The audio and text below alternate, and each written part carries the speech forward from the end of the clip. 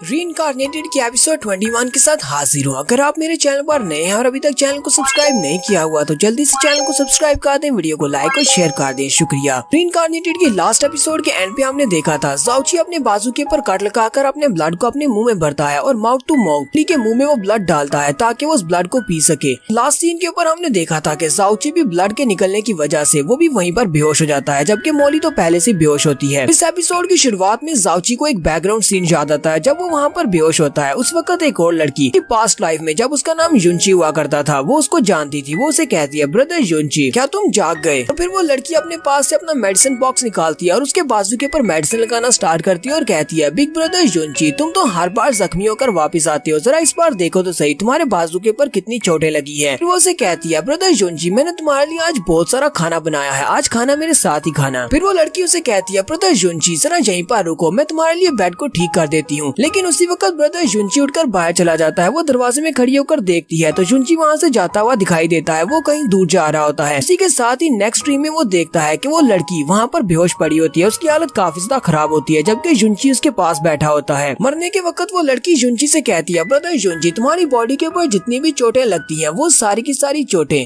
मेरे दिल के ऊपर भी लगती है, मेरे दिल के ऊपर भी उतने ही जख्म हैं। तुम जहाँ पर मेरी केयर नहीं कर पाए, अगर फ्यूचर में कोई ऐसी लड़की हुई जो तुम्हारी साइड पर रहना चाहती हो उसका बहुत ज्यादा ख्याल रखना, क्योंकि वो हीवंस की तरफ से भेजा हुआ एक एंजल होगी सिर्फ तुम्हारे लिए। साथ ही वो लड़की रोते हुए अपनी आंखें बंद कर देती है और वहीं पर मर जाती है। इसी के साथ ही हमारे ज़ाओची आंखें खुल जाती है। ज़ाओची एक लंबा सांस लेता है और चिल्लाकर कहता है, ये क्या था? लेकिन जैसे ही हमारा ज़ाओची आंखें खोलकर सामने देखता है तो उसके सामने मॉली बैठी होती है। वो मॉली से कहता है, मॉली क्या तुम ठीक हो गई? शुक्र है कि तुम्हें होश आ गई। मॉली उसे कहती है, चुपचाप ग्राउंड के ऊपर पड़े रहो, मुझसे ज्यादा बुरी हालत तो तुम्हारी हो चुकी है, तुमने बहुत सारा ब्लड वेस्ट कर दिया, इसी वजह से तुम कमजोर हो गए हो। मॉली ज़ाओची से कहती है, मुझे ये बताओ कि तुमने मेरी जान क्यों बचाई? तुम्हारे लिए ये बात तो बहुत ज्यादा अच्छी थी कि तुम यहाँ पर मुझे छोड़कर चले जाते और मैं यहीं पर मर जाती, क्योंकि मेरे मरने से तुम्हें कोई फर्क भी नहीं पड़ता। हम दोनों के दरमियान में जो डील हुई थी वो भी खत्म हो जाती, वो तीनों कंडीशंस को पूरा नहीं करना पड़ता और ना ही तुम्हें मेरी नई बॉडी बनाने में मेरी हेल्प करना पड़ती। ज़ाओची उसे कहता है, क्योंकि तुमने यहाँ पर ड्रैगन से मेरी जान बचाई और ऊपर से तुम मेरी मास्टर हो, तो मैं अपनी मास्टर को यहाँ पर मरने कैसे दे सकता हूँ? इसकी बात सुनने के बाद शर्माना शुरू कर देती है और उसे कहती है, मैंने यहाँ पर तुम्हारी जान इसलिए बचाई है क्योंकि अगर तुम मरोगे तो मैं भी साथ मरूंगी। अगर मुझे अपने लिए एक नई बॉडी चाहिए तो उसके लिए मुझे तुम्हें बहुत ज्यादा स्ट्रॉन्ग बनाना होगा। तुम्हें वाकई में लगता है कि मैं ये सब कुछ सिर्फ तुम्हारे लिए कर रही हूँ? मैंने तुम्हारी जान नहीं बचाई बल्कि मैं अपने लिए सब कुछ कर रही हूँ ताकि मुझे नई बॉडी मिल सके। ज़ाओची उसे कहता है, ये सारी बातें मुझे अच्छी तरह से पता है कि तुम ये सब कुछ अपने लिए कर रही हो। ज़ाओची उसे कहता है, लेकिन तुम बहुत ज्यादा खूबसूरत हो। मॉली एक बहुत ही प्यारी लड़की है, इतनी ज्यादा प्यारी लड़की कि एक एंजल की तरह बहुत ज्यादा प्यारी है। मॉली उसकी बात सुनने के बाद और भी ज्यादा ब्लश करना स्टार्ट कर देती है। ज़ाओची मॉली से कहता, हाँ मुझे पता है कि तुम बहुत ज्यादा खतरनाक हो, तुम्हारा किलिंग इंटेंट बहुत ज्यादा पावरफुल है और तुम्हें गुस्सा बहुत ही जल्दी आता है, लेकिन मैं नहीं चाहता कि तुम मुझे छोड़कर कहीं पर जाओ, मैं तुम्हें अपने साथ रखना चाहता हूँ। मॉली ज़ाओची से कहती है, क्या सिर्फ इतनी सी वजह से तुम मेरे साथ रहना चाहती हो? तुम्हें नहीं पता कि मैंने अपनी पास्ट लाइफ में क्या किया है? तो मॉली जहाँ पर ज़ाओची को अपने बारे में बताती है, वो उसे कहती है, जब मेरा 12वां जन्मदिन था, अपने 12वें जन्मदिन वाले दिन मैंने सिर्फ एक ही दिन में पूरे 13 लाख लोगों की जान ली है। इसी वजह से मेरा किलिंग इंटेंट इतना ज्यादा पावरफुल है। उस दिन मैंने एक व्हाइट कलर की ड्रेस पहनी हुई थी, लेकिन इतने सारे लोगों की जान लेने के बाद मेरी वो व्हाइट ड्रेस पूरी तरह से रेड कलर में चेंज हो गई और उसी दिन के बाद से मुझे ब्लडी मॉली का नाम दिया गया। मैंने अपनी पास्ट लाइफ में बहुत ही बुरे काम किए हैं, सभी लोग मुझसे बहुत ज्यादा डरते हैं, वो लोग मेरे नाम से भी डरते हैं और सभी लोग मुझसे डरते हैं, इसलिए मुझे मारना भी चाहते हैं। तो मैं किसी डीमन से कम नहीं हूँ। साथ ही मॉली वहीं पर बैठकर रोना शुरू कर देती है। हमारा ज़ाओची अपना हाथ आगे बढ़ाता है और उसे कहता है, मुझे तुम्हारे ऊपर पूरा यकीन है, मुझे लगता है कि तुम एक बहुत ही काइंड हार्टेड लड़की हो, तुम एक बहुत ही अच्छे दिल की मालिक हो। तुमने इतने सारे लोगों की जान ली है तो उसके पीछे कोई ना कोई बड़ी वजह जरूर रही होगी। किसी भी इंसान के बुरा बनने के पीछे कोई ना कोई वजह जरूर होती है। किसी ने तुम्हारे प्यारों को तुमसे छीन लिया होगा, उसी के बाद तुमने इतने सारे लोगों की जान ली है। हमारा ज़ाओची मॉली को वहाँ पर इस बात का एहसास दिलाता है कि तुम अकेली नहीं हो। वो उसे कहता है, तुम्हारी पास्ट लाइफ में तुमने बहुत सारे गुनाह किए हैं, तो मैं उन सारे गुनाहों का बोझ तुम्हारे साथ उठाने को तैयार हूँ। आज के बाद तुम अकेली नहीं हो, मैं तुम्हारे साथ हूँ कि तुमने मुझे अपना डिसाइपल बनाया है, तुम मेरी मास्टर हो, तो तुम्हारा सारा कुछ अब मेरा है। मॉली वहीं पर बैठे आराम से रो रही होती है, उसके आंसू बह रहे होते हैं। ज़ाओची उसे कहता है, अगर तुम यहाँ पर चीख चीख कर रोना चाहती हो तो तुम जोर से भी रो सकती हो। जैसे मॉली उसकी बात सुनती है वो एक छोटी बच्ची की तरह जोर जोर से चिल्लाना शुरू कर देती है। वो जोर जोर से चिल्लाकर रो रही होती है। ज़ाओची भी इस बात से काफी हैरान हो जाता है कि मैंने तो सिर्फ इसको रोने का कहा था और ये तो एक छोटी बच्ची की तरह चिल्लाना शुरू कर दिया। मॉली रोते हुए साथ साथ शर्मा भी रही होती है और वो ज़ाओची से कहती है, मैं तुम्हारी मास्टर हूँ, लेकिन जब तुम मेरी जान बचा रहे थे तब तुमने यहाँ पर मुझे बहुत बार किस किया और ये तुमने बहुत बहुत ही गलत किया। और अब यहाँ पर तुम मुझे रोने का कह रहे हो, तुम अपनी मास्टर को इस तरह बुली नहीं कर सकते, तुम बहुत ही बुरे हो। जाओची भी उसकी तरफ देखकर काफी ज्यादा हैरान होता है। वो उठकर खड़ा हो जाता है। जाओची अपने आप में सोच रहा होता है, मोली को लगता है कि इसने बहुत सारे लोगों की जान ली है, इसी वजह से इसने अपनी पास्ट लाइफ में गुनाह किए हैं, लेकिन इसको शायद इस बारे में नहीं पता कि मैंने भी अपनी पास्ट लाइफ में बहुत सारे गुनाह किए हैं। जाओची अपने आप से कहता है, मोली अपने आप को एक डीमन कहती है क्योंकि इसने 13 लाख लोगों की जान ली है। इसको लोग डीमन कहेंगे तो फिर मुझे लोग क्या कहेंगे। इस दिन मेरे मास्टर की मौत हुई थी, उस दिन मैंने एक दिन में 70 लाख लोगों को पॉइजन देकर उनकी जान ले ली। अगर यहाँ पर कोई रियल डीमन है तो वो मैं हूँ, मोली नहीं। जुंची की बैकग्राउंड स्टोरी तो काफी ज्यादा इम्प्रेसिव लग रही है कि इसने एक दिन में 70 लाख लोगों की जान ली है। तो हमारी मोली वहीं पर थोड़ी देर के लिए बैठकर रोती है। अपना मन हल्का कर लेने के बाद वो उसे कहती है,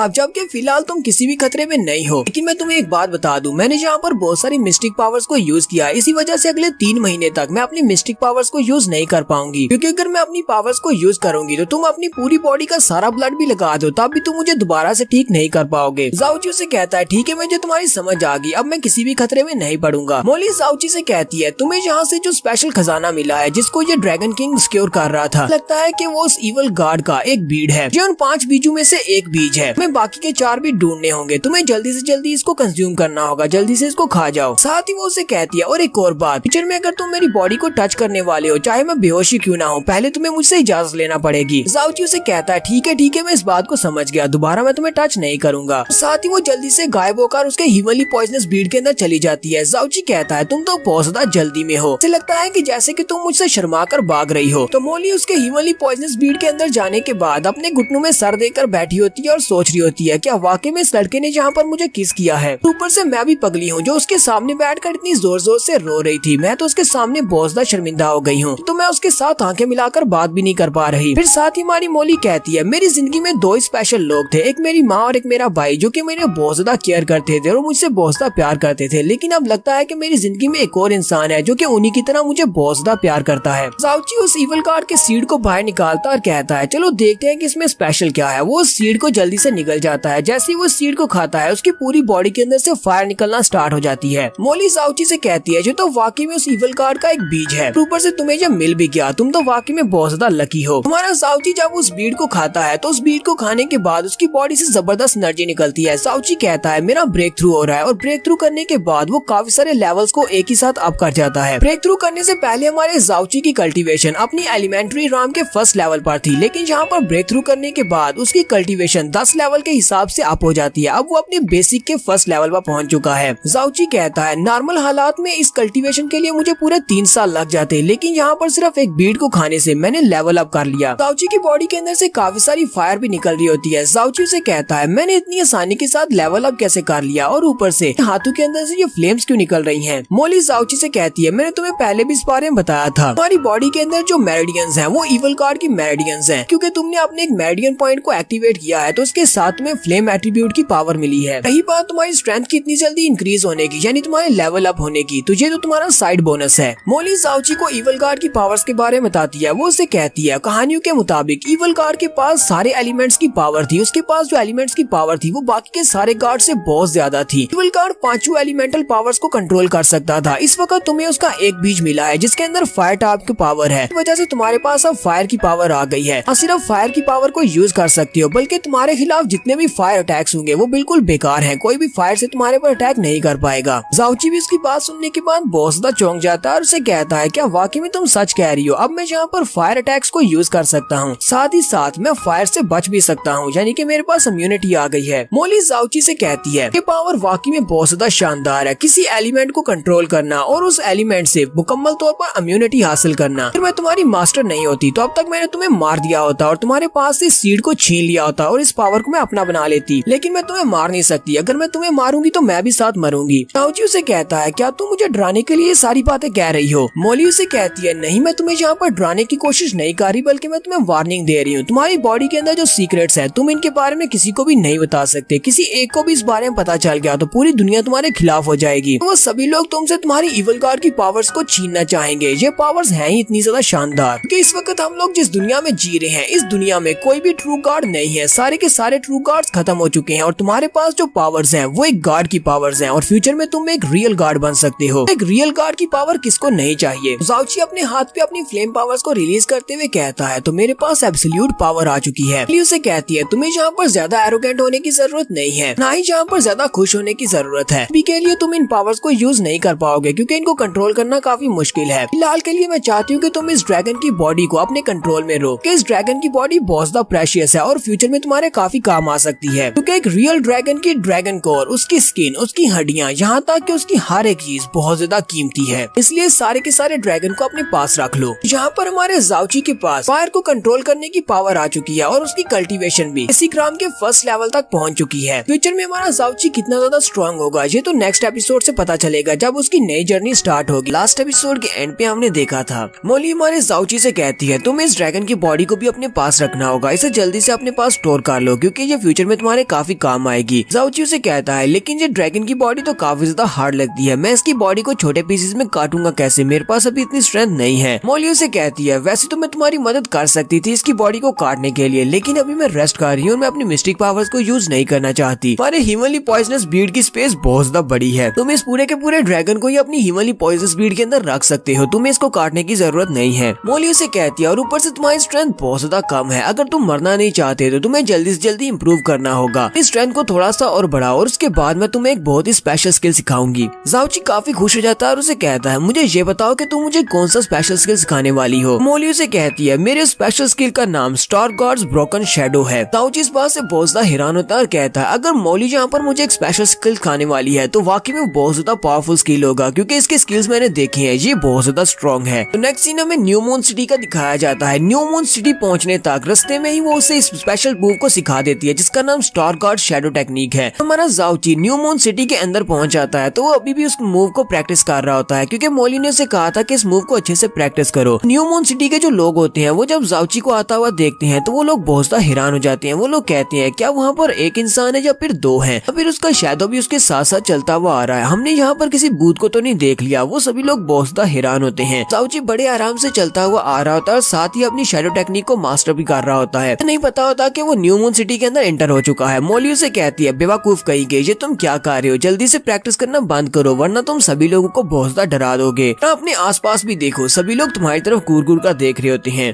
जाओची उसे कहता है मोली लेकिन तुम्ही ने तो कहा था कि मुझे हर वक्त प्रैक्टिस करनी है ताकि मैं जल्दी से जल्दी स्टार गॉड शैडो टेक्निक की प्रोफिशिएंसी को और ज्यादा बढ़ा सकूं और मैं इसको मास्टर कर सकूं। मोली उसे कहती है बेवकूफ कहीं के, मैंने तुम्हें वहाँ पर पहाड़ी इलाके में इसको प्रैक्टिस करने का कहा था, मैंने ये नहीं कहा था कि न्यू मून सिटी के अंदर एंटर होने के बाद भी इसको प्रैक्टिस करते रहो। लोगों के चेहरे देखो, जैसे कि उन लोगों ने यहाँ पर एक भूत को आते हुए देख लिया है। जाओची जैसे ही अपने आसपास देखता है तो वो सभी लोग वहाँ पर डर के खड़े होते हैं, क्योंकि उन सभी ने जाओची के शैडो को भी साथ चलता हुआ देखा है। जाओची कहता है लगता है कि मैं प्रैक्टिस करने में बहुत ज्यादा फोकस हो गया था और मैंने देखा ही नहीं कि हम लोग न्यू मून सिटी के अंदर आ चुके हैं। मोली जाओची की तारीफ करते हुए कहती है मैंने ऐसा सोचा नहीं था कि तुम सिर्फ एक ही महीने में स्टार गॉड शैडो टेक्निक के फर्स्ट लेवल को मास्टर कर लोगे, तुम्हारे पास तो काफी अच्छी कम्प्रीहेंशन एबिलिटीज है, तुमने ब्रोकन शैडो टेक्निक को अच्छे से मास्टर किया है। जाओची उसे कहता है क्योंकि मेरी मास्टर बहुत ज्यादा अच्छी है इसी वजह से। मोली से कहती है हाँ ये तुमने बिल्कुल ठीक कहा। यहीं पर मोली हमें बताती है कि पिछले एक महीने में उसने जाओची को कितनी कड़ी ट्रेनिंग दी है। कहती है पिछले एक महीने में तुमने अपनी बैग के ऊपर 300 किलो का एक बड़ा वजनी पत्थर उठाकर 350 किलोमीटर का सफर तय किया है और इसी वजह से तुम्हारी फिजिकल कॉन्स्टिट्यूशन पहले से बदल चुकी है। Star God broken shadow technique को मास्टर करने के लिए सब कुछ जरूरी था, इसी वजह से तुमने एक ही महीने में इसको मास्टर कर लिया है। मोली जाओची से कहती है हमारे पास जो इवल गार्ड की 7 मेरिडियंस थी, जो स्पेशल 7 मेरिडियंस थी, मुझे लगता है कि तुम उनमें से एक मेरिडियन को आप ओपन कर सकते हो। जाओची भी हैरान होता है, कहता है क्या वाकई में इसको ओपन कर सकता हूँ। मोली उसे कहती है हाँ तुम इसको ओपन तो कर सकते हो, लेकिन बहुत ही बुरी सिचुएशन में। तुम्हें फिलहाल के लिए इसको ओपन करने का मशवरा नहीं दूंगी, किसी ऐसे वक्त जब तुम्हारी जान बहुत ज्यादा खतरे में हो और तुम्हारे पास और कोई भी ऑप्शन ना हो, तब तुम उस मेरिडियन को ओपन करके अपनी एनर्जी को एकदम से बढ़ा सकते हो। लेकिन अगर ये तरीका फेल रहा तो फिर तुम्हारी बॉडी परमानेंटली डैमेज हो जाएगी। जाओची उसे कहता है ठीक है मैं फिलहाल के लिए इसे ओपन नहीं करूंगा। जाओची एक गली के अंदर जाता है और कहता है यहाँ पर तो आसपास कोई भी नहीं है, और वो जल्दी से अपने हाथ को अपने चेहरे के ऊपर मारता है और अपने चेहरे की कॉन्स्टिट्यूशन को चेंज कर लेता है, यानी कि वो अपना बेस बदल लेता है। मोली बहुत ज्यादा हैरान होती है और कहती है ये तुमने क्या किया। जाओची उसे कहता है मैंने अपना बेस बदला है, अब मैं जाओची के इस खूबसूरत से चेहरे के साथ यहाँ पर तो नहीं आ सकता और चीजें नहीं बेच सकता। मोली बहुत ज्यादा हैरान होती है और कहती है तुम तो अपने आप को डिस्गाइज भी दे सकती हो, यहाँ तक कि तुम्हारी आवाज भी चेंज हो गई है। जाओची उसे कहता है क्या मैंने तुम्हें पहले नहीं बताया कि मैं एक बहुत ही अच्छा डॉक्टर हूँ, इसलिए मैं अपने चेहरे को बड़ी आसानी से चेंज कर सकता हूँ, मेरे लिए ये काम बहुत ज्यादा आसान है। मोली से कहता है हम लोग न्यू मून सिटी में आ तो गए हैं, लेकिन हम लोग इस वक्त बहुत ज्यादा गरीब हैं और मुझे पैसों की जरूरत है। जाओची के खूबसूरत चेहरे के साथ में महंगी चीजों को जाकर बाजार में नहीं बेच सकता। तो जाओची ब्लैक मार्केट में चला जाता है। ब्लैक मार्केट में पहले से बहुत सारी आइटम्स रखी होती हैं जो कि बेचने के लिए होती हैं, जहाँ पर बहुत सारे हंटर्स आते हैं अपनी ब्लैक की आइटम्स को बेचने के लिए। जाओची मॉली से कहता है, मुझे एक बार ग्रैंडपा ने बताया था कि न्यू मून सिटी के अंदर ब्लैक मून गिल्ड वालों की एक ब्रांच है, वो लोग बहुत सारी आइटम्स को खरीदते भी हैं और बेचते भी हैं। मैं जहाँ पर अपनी कुछ चीजों को बेचूंगा और साथ ही जहाँ से तुम्हारे लिए कुछ अच्छे कपड़े भी खरीदेंगे, हो सकता है कोई अच्छे कपड़े मिल जाएं। मॉली से कहती है, ये तुमने बहुत ही अच्छा किया कि तुमने अपनी अपीयरेंस को चेंज कर लिया। जाओची की अपीयरेंस के साथ अगर वो यहाँ पर कोई चीज बेचने के लिए आता, सभी लोग बहुत ज्यादा हैरान हो जाते हैं कि इस लड़के के पास इतना कुछ कहाँ से आया है। हमारा जाओची ब्लैक मून गिल्ड के अंदर चला जाता है। जाओची कहता है, यहाँ पर तो बहुत कुछ है, बहुत सारी शॉप्स है, मुझे किसी ऐसी शॉप को ढूंढना होगा जहाँ पर मैं अपनी चीजों को बेच सकूँ। जाओची एक शॉप वाले के पास जाता है। वो उसे कहता है, क्या आप यहाँ पर कुछ खरीदने के लिए आए हैं या फिर बेचने के लिए आए हैं? जाओची अपने पास से 3 पिल्स निकालता है और उसे कहता है, ये फायर स्पिरिट पिल्स हैं, मुझे इन्हें बेचना है, चलो जल्दी से बताओ तुम कितने में खरीदोगे। उस शॉपकीपर जैसे उन फायर पिल्स को देखता है तो वो बहुत ज्यादा हैरान हो जाता है, क्योंकि वो फायर पिल्स वो 10th रैंक की फायर पिल्स होती हैं, क्योंकि आज से पहले उसने 10th रैंक की पिल नहीं देखी। 10th रैंक की पिल्स बहुत ज्यादा रेयर होती हैं और यहाँ पर वो हमें पिल्स के बारे में बताता है। एक पिल को बनाने के लिए बहुत सारे प्रोसेसेस को पूरा करना पड़ता है। पहले तो पिल को बनाने के लिए इंग्रेडिएंट्स को चूज करना पड़ता है और उन सारे इंग्रेडिएंट्स का टाइम लिमिट पूरा होना चाहिए कि उनको टाइम पर हार्वेस्ट किया जाए और उसके बाद उन सभी को रिफाइन किया जाए। उन सभी को रिफाइन करने के लिए फायर की जरूरत पड़ती है, जो कि बहुत ही बड़ा डॉक्टर कर सकता है। एल्केमिस्ट एक पिल को बना सकता है, जितनी ज्यादा उसकी हायर एफिशिएंसी होगी वो उतनी ज्यादा अच्छी पिल बनाएगा। बहुत सारे बड़े किंगडम्स के अंदर उनके पास जो अपने डॉक्टर्स हैं, यानी कि जो एल्केमिस्ट हैं, तो ज्यादा से ज्यादा 7th या 8th रैंक की पिल्स को बना सकते हैं। कुछ एल्केमिस्ट ऐसे होते हैं जो कि बहुत ही महान होते हैं, वो 9th लेवल की पिल्स को बना सकते हैं। 9th लेवल की पिल को हासिल करना भी काफी ज्यादा मुश्किल है, लेकिन ये लड़का यहाँ पर 10th रैंक की पिल्स को लेकर आया है और ऊपर से एक नहीं बल्कि ये यहाँ पर 3 10th रैंक की पिल्स को बेचने के लिए आ गया है। मुझे देखने के बाद वो लड़का काफी ज्यादा हैरान होता है। जाओची उसे कहता है, तुम्हें इतना टाइम क्यों लग रहा है, जल्दी से बताओ तुम इनको खरीदोगे या नहीं। तो शॉपकीपर उसे कहता है, सर आपकी ये तीनों ही पिल बहुत ज्यादा कीमती हैं, कि ये बहुत ज्यादा रेयर हैं और ऊपर से बेस्ट क्वालिटी की हैं। ठीक है, मैं यहाँ पर आपके लिए ऑफर करता हूँ। वो उसे कहता है, मैं आपको इन तीनों पिल्स के बदले में 300 पर्पल मिस्टिक कॉइन्स दूंगा। जाओची उसकी ऑफर सुनने के बाद बहुत ही बुरा सा रिएक्शन देता है। वो चुपचाप उसके सामने खड़ा होता है, जबकि शॉपकीपर कहता है, लगता है कि मैंने इसके बहुत ही कम पैसे बता दिए, इसीलिए इस बंदे के चेहरे के रिएक्शन इतने ज्यादा कोल्ड है। लगता है कि अब ये बंदा मुझे अपनी पिल्स नहीं बेचेगा, पहले इसको ज्यादा कीमत बतानी चाहिए थी। कि हमारा जाओची सोच रहा होता है, इसने मुझे यहाँ पर 300 मिस्टिक कॉइन्स देने का कहा है। 300 मिस्टिक कॉइन्स, ये पूरे 30 लाख येलो मिस्टिक कॉइन्स बनते हैं, क्योंकि कंट्री में एक एवरेज फैमिली अपने साल का टैक्स देती है, तो बहुत ज्यादा रकम है। जाओची इस बात से बहुत ज्यादा खुश होता है, क्योंकि वो यहाँ पर आपस में सोच रहा होता है कि ये कितना ज्यादा पैसा बनता है। इसी वजह से उसके चेहरे के एक्सप्रेशंस ऐसे हो जाते हैं, जबकि शॉपकीपर सोच रहा होता है, लगता है मैंने इसको कीमत कुछ ज्यादा ही कम बता दी। वो जैसी कीमत को बढ़ाने लगता है तो जाओची से कहता है, ठीक है हमारी डील हो गई, तुम इन तीनों पिल्स को रख सकते हो, मुझे दे दो जितना तुम देने वाले हो। और शॉपकीपर को तो यहाँ पर बहुत ज्यादा फायदा हो गया। वो जल्दी से जल्दी अपने पास से टोकन निकालता है और उसको दे देता है। साथ ही वो सोच रहा होता है, मुझे यहाँ पर बहुत ज्यादा फायदा हुआ है, मैंने इससे 300 मिस्टिक क्रिस्टल्स के बदले में इसको खरीद लिया, जबकि मैं इसे 600 मिस्टिक क्रिस्टल्स के बदले में बेच सकता हूँ। कि हमारा जाओची भी अपने पैसे लेते हुए सोच रहा होता है, मैंने यहाँ पर बहुत ज्यादा पैसा कमाया है, पता नहीं इतना सारा पैसा खर्चने में मुझे कितने साल लगेंगे। अगर आंटी को इस बारे में पता चला कि मैं बहुत ज्यादा अमीर हो गया हूँ तो वो तो शॉक हो जाएगी। जाओची और शॉपकीपर दोनों ही अपने अपने हिसाब से सोच रहे होते हैं कि उन्होंने यहाँ पर बहुत ज्यादा फायदा कमाया है। जाओची जब शॉपकीपर की तरफ देखता है तो वो अंदर से काफी खुश होता है। जाओची कहता है, लगता है कि यहाँ पर मेरे सामने नाटक कर रहा है, इसने मुझसे बहुत सारा फायदा कमाया है। जाओची अपने पास से ड्रैगन कोर को निकालता है और उसे कहता है, मैं इस ड्रैगन कोर को बेचना चाहता हूँ, चलो जल्दी से बताओ कितने में खरीदोगे। वो वहाँ पर ड्रैगन कोर को निकालता है। शॉपकीपर की आंखें फटी की फटी रह जाती हैं। वो चिल्लाकर कहता है, सर ये क्या, ये तो एक ड्रैगन कोर लगती है। कि वहाँ पर आसपास जितने लोग होते हैं वो सभी लोग भी उसकी रोशनी देखकर बहुत ज्यादा हैरान होते हैं और कहते हैं, आखिर वहाँ पर उस लड़के ने अपने पास से कौन सा ट्रेजर निकाला है, वो तो काफी ज्यादा कीमती लगता है। शॉपकीपर जैसे ही उस ड्रैगन कोर को देखता है वो कहता है, ये तो एक ड्रैगन का कोर है जो कि अपने एमरल्ड लेवल पर था। मॉली भी चिल्लाकर उसे कहती है, जाओची ये तुम क्या कर रहे हो, तुम ड्रैगन कोर इसको कैसे बेच सकते हो, तुम्हें पता भी है ये कितनी ज्यादा कीमती चीज है। जाओची उसे कहता है, परेशान होने की जरूरत नहीं है, मैं सिर्फ इसको ये शो करवा रहा हूँ ताकि ये मुझसे डर जाए कि मैं बहुत ज्यादा स्ट्रॉन्ग और अमीर फैमिली से हूँ। मैं एक ड्रैगन को मारकर उसकी ड्रैगन कोर को भी निकाल सकता हूँ। अगर फ्यूचर में कोई चीज बेचने के लिए आऊंगा तो ये मुझसे ज्यादा सवाल नहीं पूछेंगे। जाओची शॉपकीपर से कहता है, अब इसको घूरना बंद करो और जल्दी से ऑफर बताओ कि तुम इसे कितने में खरीदोगे। शॉपकीपर उसे कहता है, प्लीज कस्टमर जरा थोड़ा सा इंतजार करे, मैं इस लायक नहीं हूँ कि मैं इस कोर की कीमत लगा सकूँ, मैं अपने एल्डर को बुला कर लाता हूँ कि ये कोर बहुत ज्यादा महंगी है और मैं इतनी ज्यादा ट्रांजैक्शन नहीं कर सकता। वो जल्दी से एल्डर को आवाज देता है। वो उनसे कहता है, एल्डर पो जल्दी से बाहर आए, एक बहुत ही इंपॉर्टेंट मैटर है, मेरे पास एक मिस्टिक कोर आई है, एक बंदा मिस्टिक कोर को बेचना चाहता है। तो एल्डर पो एल्डरपो जल्दी से बाहर निकलते हैं और उसे कहते हैं क्या हो गया, सिर्फ एक मिस्टिक कोर को देखकर तुम इतना ज्यादा हैरान क्यों हो रहे हो? पता है कि हमारे पास दिन में कितनी सारी मिस्टिक कोर्स बेचने के लिए आई जाती हैं और हम लोग कितनी मिस्टिक कोर्स को बेचते हैं। हम लोग ब्लैक मून गिल्ड के मेंबर्स हैं और हम लोग एक कोर की वजह से इतने ज्यादा हैरान परेशान कैसे हो सकते हैं? अपनी हालत की तरफ तो देखो, लोग तुम्हारी तरफ देखकर क्या सोचेंगे कि ब्लैक मून गिल्ड वालों के पास मिस्टिक कोर्स की कमी है जो वो एक मिस्टिक कोर को देखकर इतनी ज्यादा लाट टपका रहे हैं। एल्डर की नजर जैसी उस ड्रैगन के मिस्टिक कोर के ऊपर पड़ती है वो भी जोरदार चीख मारते हैं और कहते हैं ये तो एक एम्परर लेवल के ड्रैगन की मिस्टिक कोर है। जाओची उस एल्डर से कहता है एल्डरपो सिर्फ एक ड्रैगन के मिस्टिक कोर को देखकर आप लोग इतने ज्यादा चौंक रहे हैं। मुझे तो लगा था कि ब्लैक मून गिल्ड वालों ने पहले इस तरह के मिस्टिक कोर को देखा होगा, अभी थोड़ी देर पहले तो आप अपनी तारीफें कर रहे थे। एल्डरपो जाओची से कहते हैं एस्टीम कस्टमर, क्या मुझे आप अपना नाम बताना पसंद करेंगे? आपका नाम क्या है? आप यहाँ पर इस बहुत ही पावरफुल कोर को बेचने के लिए आए हैं। जबकि हमारा जाओची उसी वक्त अपनी पावर्स को रिलीज करता है और उसे कहता है पता है कि ब्लैक मून गिल्ड में हम लोग आसानी से अपनी चीजें बेच सकते हैं, लेकिन तुम लोगों ने यहाँ पर अपने कस्टमर्स का नाम पूछना कब से शुरू कर दिया, या फिर तुम्हें किसी ने ऑर्डर दिया है मेरी बैकग्राउंड जानने के बारे में? जाओची गुस्से के साथ उससे बात करता है तो एक सेकंड के लिए उसकी बॉडी के अंदर से किलिंग ओरा रिलीज होता है जो कि उसका अपना किलिंग ओरा होता है। एल्डरपो उसके किलिंग ओरा को महसूस करते हैं और वो बहुत ज्यादा घबरा जाते हैं। एल्डरपो कहते हैं इसका किलिंग ओरा तो बहुत ज्यादा टेरिबल है, इतना ज्यादा किलिंग ओरा तो सिर्फ हजारों लाखों लोगों को मारकर ही मिलता है। मुझे लगता है कि इसने 1 लाख से भी ज्यादा लोगों की जान ली है, तब जाकर इसकी बॉडी से इतना ज्यादा किलिंग इंटेंट निकल रहा है। एपिसोड के एंड पे हमने देखा था जाओची अपने पास से ड्रैगन कोर को निकालता है और उसे भी बेचने की कोशिश करता है। तो वो शॉपकीपर उसे कहता है मैं अपने एल्डर को बुलाता हूँ। तो एल्डरपो वहाँ पर आते हैं और वहाँ पर आकर वो उस ड्रैगन कोर को देखकर बहुत ज्यादा हैरान होते हैं। फिर साथ ही वो जाओची से उसका नाम पूछते हैं। जाओची गुस्से के साथ से कहता है तुम लोगों ने कब से अपने कस्टमर्स का नाम पूछना शुरू कर दिया? और उसी वक्त जाओची की बॉडी से उसका किलिंग इंटेंट रिलीज होता है। ये देखकर एल्डरपो बहुत ज्यादा घबरा जाती है और कहती है ठीक है मैं समझ गया, मैं तुमसे तुम्हारा नाम नहीं पूछूंगा, मेरा ऐसा कोई भी बुरा इरादा नहीं है, मैं तो सिर्फ इसलिए आपका नाम जानना चाहता था क्योंकि आप एक महान वॉरियर हैं। अगर आपने एक रियल ड्रैगन को मार दिया है जो कि अपनी एम्परर स्टेज पर था और उसके ड्रैगन कोर को निकाला है तो इसका मतलब आप एक फियरलेस वॉरियर हैं। साथ ही एल्डरपो से कहते हैं मिस्टिक कोर्स होती हैं जो कि ऐसे बीस्ट की बॉडी से निकाली गई हो जो कि अपने एम्परर रैंक पर हो, वो सभी की सभी बहुत ज्यादा कीमती होती हैं, एक्सट्रीमली वैल्यूएबल चीज है। इस तरह की मिस्टिक कोर्स 100 साल या 50 साल के बाद ही किसी को दिखाई देती है क्योंकि एम्परर लेवल के बीस्ट को मारना पॉसिबल नहीं है और कोई ऐसा होता है जो किसी एम्परर लेवल के बीस्ट को मार पाता है। मैं इसीलिए ये सब कुछ देखकर इतना हैरान हुआ हूँ कि आप यहाँ पर इतना कीमती ट्रेजर लेकर आए हैं हमें बेचने के लिए। एल्डरपो हमारे जाओची से कहते हैं एस्टीम कस्टमर ये वाली चीज बहुत ज्यादा महंगी है, हम इस ड्रैगन कोर को खरीद नहीं सकते। अगर मैं अपने पूरे के पूरे ब्लैक मून गिल्ड को भी बेच दूं और इससे जो पैसे मिलेंगे वो सारे के सारे भी आपको ऑफर करूं तब भी कम होंगे, इसलिए मैं इसकी कीमत का अंदाजा भी नहीं लगा सकता। जाओची से कहता है लेकिन ये चीज मेरे लिए बेकार है, इसी वजह से मैं इसको बेच रहा हूँ। एल्डरपो की बात सुनने के बाद सोच रहे होते हैं ये बंदा आखिर कितना ज्यादा स्ट्रॉन्ग है और इसका लेवल कितना ज्यादा हाई है। यहाँ पर ये कह रहा है कि ये ड्रैगन कोर इसके लिए बेकार है, हालांकि ड्रैगन कोर बहुत ही पावरफुल चीज है। हमारा जाओची इस ड्रैगन कोर को उठा लेता है और वापस से अपनी जेब में रख लेता है। वो उसे कहता है अगर तुम इसकी कीमत नहीं दे सकते तो इसका मतलब तुम इसको खरीद नहीं सकते, मैं इसे वापस रख रहा हूँ। जाने से पहले जाओची उस एल्डरपो से पूछता है क्या तुम्हें सीकोंग के बारे में पता है? एल्डरपो की बात सुनने के बाद कहते हैं मुझे यहाँ पर याद है कि हमारे इस पूरे न्यू मून सिटी में सिर्फ एक ही सीकोंग नाम का बंदा है। यहाँ पर एक सेक्टर है जिसका नाम न्यू मून मिस्टिक पैलेस है, तो वहाँ का एक ग्रेट एल्डर है। वो बंदा काफी ज्यादा अच्छा है और इसकी अथॉरिटी भी यहाँ पर काफी ज्यादा है क्योंकि वो न्यू मून सिटी में न्यू मून सेक्टर का एक एल्डर है, इसी वजह से उसके कोई रिलेटिव है। जबकि जाओची इस बात से खुश होता है कि उसने सीकोंग के बारे में सारी इन्फॉर्मेशन निकलवा ली है। वो खुश होकर वहाँ से चल पड़ता है, आगे से कोई भी जवाब नहीं देता। जबकि एल्डरपो से कह रहे होते हैं एस्टीम कस्टमर अगर दोबारा आपको कोई बिजनेस करना हो तो प्लीज हमारी दुकान पर ही आइएगा। एल्डरपो सोच रहे होते हैं ये बंदा तो वाकई में बहुत ज्यादा स्पेशल है, थोड़ी कम करता है लेकिन जितनी भी करता है काम की करता है। हमारा जाओची जब चलता हुआ उस शॉप से बाहर निकल रहा होता है उसी वक्त मोली उसे कहती है प्लीज अभी यहीं पर रुको, इस शॉपकीपर के पास एक बहुत ही अच्छी ड्रेस है, मुझे वो वाली ड्रेस चाहिए। यहीं पर शॉपकीपर के पीछे एक ड्रेस को दिखाते हैं, एक रेड कलर की ड्रेस होती है। जाओची उसे कहता है तुम्हें पहले ये बात बतानी चाहिए थी, मैं उसके सामने अपने एटीट्यूड के साथ बात करके बात को खत्म करके वापस की तरफ मुड़ रहा हूँ। अगर मैं वापस से उसी के पास ही जाऊंगा तो मेरी तो काफी ज्यादा इंसल्ट हो जाएगी कि मैं अपनी बात खत्म करने के बाद वापस उसके पास क्या करने के लिए आया हूँ। मोली उसे कहती है मुझे इस बात से फर्क नहीं पड़ता, जाओ और जाकर उससे वो वाली ड्रेस खरीद कर दो। जाओची थोड़ी दूर जाने के बाद वापस पीछे की तरफ मुड़ता है। एल्डरपो भी काफी हैरान होते हैं कि अब ये वापस क्यों आ रहा है। तो जाओची उसके पास वापस आने के बाद कहता है मुझे वो ड्रेस चाहिए। एल्डरपो जल्दी से उस ड्रेस की तारीफें करना शुरू कर देते हैं। वो उसे कहते हैं कस्टमर इस ड्रेस का नाम स्मोकी रेड फेरी ड्रेस है, वो वाली स्पेशल ड्रेस ऐसी लड़कियों के लिए बनाई गई है जिनकी उम्र 14 साल से कम हो। हालांकि ये ड्रेस काफी छोटी है लेकिन इसका डिजाइन काफी ज्यादा यूनिक है, इसलिए मुझे नहीं लगता कि आपको ये वाली ड्रेस खरीदनी चाहिए क्योंकि ये आपकी वाइफ को पूरी नहीं आएगी। कि हमारा जाओची बड़ा ही स्ट्रेट फेस रखते हुए कहता है नहीं ये ड्रेस मेरी वाइफ के लिए नहीं बल्कि मेरी बेटी के लिए है। मोली उसकी बेटी वाली बात सुनने के साथ ही गुस्सा हो जाती है और उसे गालियां दे रही होती है। एल्डर पो जाओची को उस ड्रेस की खासियत के बारे में बता रहे होते हैं। वो उसे कहते हैं वो ह्यूमनली स्नो सिल्क वर्म के सिल्क के साथ बनाया गया, इसलिए ये बहुत ज्यादा स्पेशल है। इसके अलावा इसके ऊपर पूरे 81 पीसेस लगाए गए हैं, वो भी ब्लड जेम के, इसकी खूबसूरती को बढ़ाने के लिए। जाओची सोच रहा होता है आखिर एक ड्रेस के ऊपर कौन ब्लड जेम लगाता है, वो भी इतने ज्यादा, और इसको ह्यूमनली सिल्क से किसने बनाया, इतनी ज्यादा महंगी ड्रेस बनाने का क्या फायदा। जाओची ये सोचकर काफी ज्यादा परेशान होता है कि मैंने अभी अभी यहाँ से काफी सारे पैसे कमाए हैं, अगर मैं इस ड्रेस को खरीदूंगा तो मैं फिर से गरीब हो जाऊंगा, क्योंकि जितना इस मर्चेंट ने इसकी तारीफ कर दी है मुझे लगता है कि ये वाली ड्रेस ये मुझे बहुत ज्यादा महंगी देने वाला है। जाओची कहता है तो क्या मुझे यहाँ पर इससे डिस्काउंट मांगना चाहिए, लेकिन अगर मैं डिस्काउंट की बात करूंगा तो एल्डर पो पता नहीं मेरे बारे में क्या सोचेंगे। एल्डर पो भी जाओची की तरफ ही देख रहे होते हैं। वो जल्दी से उस ड्रेस को हैंगर के ऊपर से उतारते हैं और जाओची से कहते हैं एस्टीम कस्टमर, क्योंकि तुमने यहाँ पर हमें काफी कुछ बेचा है, तुम हमारे सबसे स्पेशल कस्टमर हो, इसी वजह से ये वाली ड्रेस मैं तुम्हें फ्री देता हूँ, ये हमारी तरफ से गिफ्ट है, प्लीज इस गिफ्ट को एक्सेप्ट करें और आइंदा भी हमारी शॉप पर चीजें बेचने और खरीदने के लिए आना। जाओची तो इस बात से बहुत ज्यादा खुश होता है, लेकिन वो शो नहीं करवा रहा।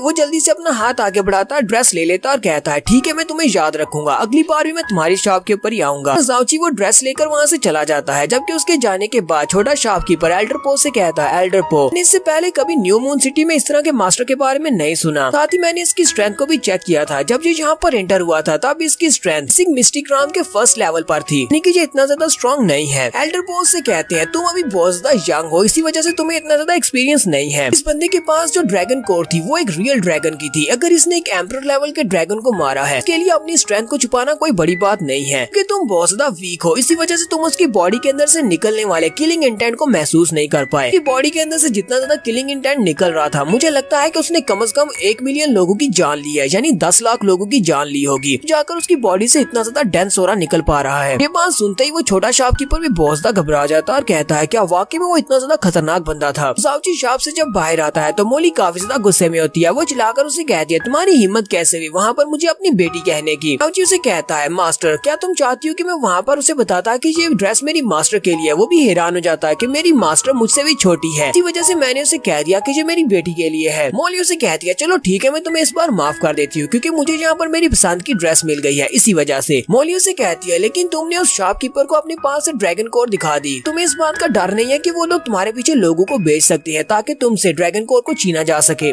जाओची उसे कहता है नहीं वो किसी को भी यहाँ पर नहीं भेजेंगे, उन्हें पता है कि मेरे पास ड्रैगन कोर है और मैंने किसी ड्रैगन को मारकर इसको हासिल किया है, इसी वजह से वो बहुत ज्यादा डरे हुए हैं। मोली जाओची की बात सुनने के बाद कहती है वो एल्डर पो वो खुद भी काफी स्ट्रॉन्ग था, देखकर लगता तो नहीं है कि वो इतनी आसानी से डरेगा, लेकिन जब उसने वहाँ पर तुम्हारे ओरा को देखा तो वो बहुत ज्यादा घबरा गया था। आज तुम्हारी बॉडी से इतना ज्यादा ओरा निकल कैसे रहा था। साथ ही हमारी मोली सोच रही होती है थोड़ी देर के लिए इसकी बॉडी के अंदर से किलिंग ओरा निकला था और वो बहुत ज्यादा डेंस था, इतना ज्यादा डेंस के मेरे किलिंग ओरा के बराबर था। जाओची उसे यहाँ पर किलिंग ओरा के बारे में कुछ भी नहीं बताता, तो वो लोग चलते हुए न्यू मून मिस्टिक पैलेस के बाहर पहुँच जाते हैं। जाओची कहता है ग्रैंडपा ने मुझे कहा था कि मुझे सीकोंग को ढूंढना है, लगता है कि वो ग्रेट एल्डर मुझे यहीं पर मिलेगा, चलो अंदर चलते हैं। जैसे वो वहाँ पर अंदर जाने लगता है उसी वक्त उसे साइड से आवाज आती है। साला चिल्लाकर उसे कहता है जीजा जी आप यहाँ पर क्या कर रहे हैं। जाओची बहुत ज्यादा हैरान होता है और कहता है ये कैसे हो सकता है, ये तो उसी की आवाज है, वो यहाँ पर कैसे हो सकता है। तो युनबा भागता हुआ वहाँ पर आता है और कहता है जीजा जी ये तो वाकई में तुम हो, तुम यहाँ पर कैसे आए। और वो भागता हुआ आता है अपनी पुरानी आदत, वो आके उसे गले से लगा लेता है और बियर हक देता है। जबकि जाओची उसे कह रहा होता है युनबा जल्दी से मुझे छोड़ दो, क्या तुम चाहते हो कि तुम्हारी बहन बड़ी जवानी में विधवा हो जाए। युनबा उसे छोड़ देता है और कहता है जीजा जी मैं आपको देखकर बहुत ज्यादा एक्साइटेड हो गया था और फिर से आपको गले से लगा लिया, प्लीज मुझे माफ करना। मैंने सुना था कि आज से 6 महीने पहले आपको आपकी जाओ फैमिली से निकाल दिया गया, मैं आपको ढूंढने की कोशिश भी की थी लेकिन आप मुझे कहीं पर भी नहीं मिले। आज यहाँ पर आपको देखकर इसी वजह से मैं बहुत ज्यादा एक्साइटेड हो गया। जाओची उसे कहता है युनबा तुम्हें परेशान होने की जरूरत नहीं है, तुम्हें पता है ना कि मैं तुम्हें पिछले 10 साल से जानता हूँ और तुम जानते हो मैं कितना लकी हूँ, मैं इतनी आसानी से नहीं मरने वाला। वो युनबा से कहता है युनबा तुम बताओ कि तुम यहाँ पर क्या कर रहे हो। युनबा अपनी तारीफ करते हुए कहता है जीजा जी मैं यहाँ पर पिछले 6 महीने से हूँ और मैं यहाँ पर एक स्टूडेंट बन चुका हूँ। यहाँ पर न्यू मून मिस्टिक पैलेस में क्लास ए है और मैं क्लास ए का स्टूडेंट हूँ। मैं आपको ये भी बता दूं कि क्लास ए को ज्वाइन करने के लिए आपके पास बहुत ज्यादा पोटेंशियल होनी चाहिए, इसी वजह से मुझे क्लास ए में रखा गया है। जाओची उसे कहता है क्या तुम्हें लगता है कि मुझे तुम्हारी पोटेंशियल के बारे में नहीं पता, मुझे लगता है कि तुम यहाँ पर कनेक्शंस को यूज करते हुए एडमिशन ले पाए हो, वरना तुम्हें एडमिशन नहीं मिलना था। तो उसे कहता है हाँ जीजा जी आपने बिल्कुल ठीक कहा, आपको तो पता चल गया, यहाँ पर कनेक्शंस को यूज करते ही आया हूँ, लेकिन जीजा जी आप यहाँ पर क्या कर रहे हैं।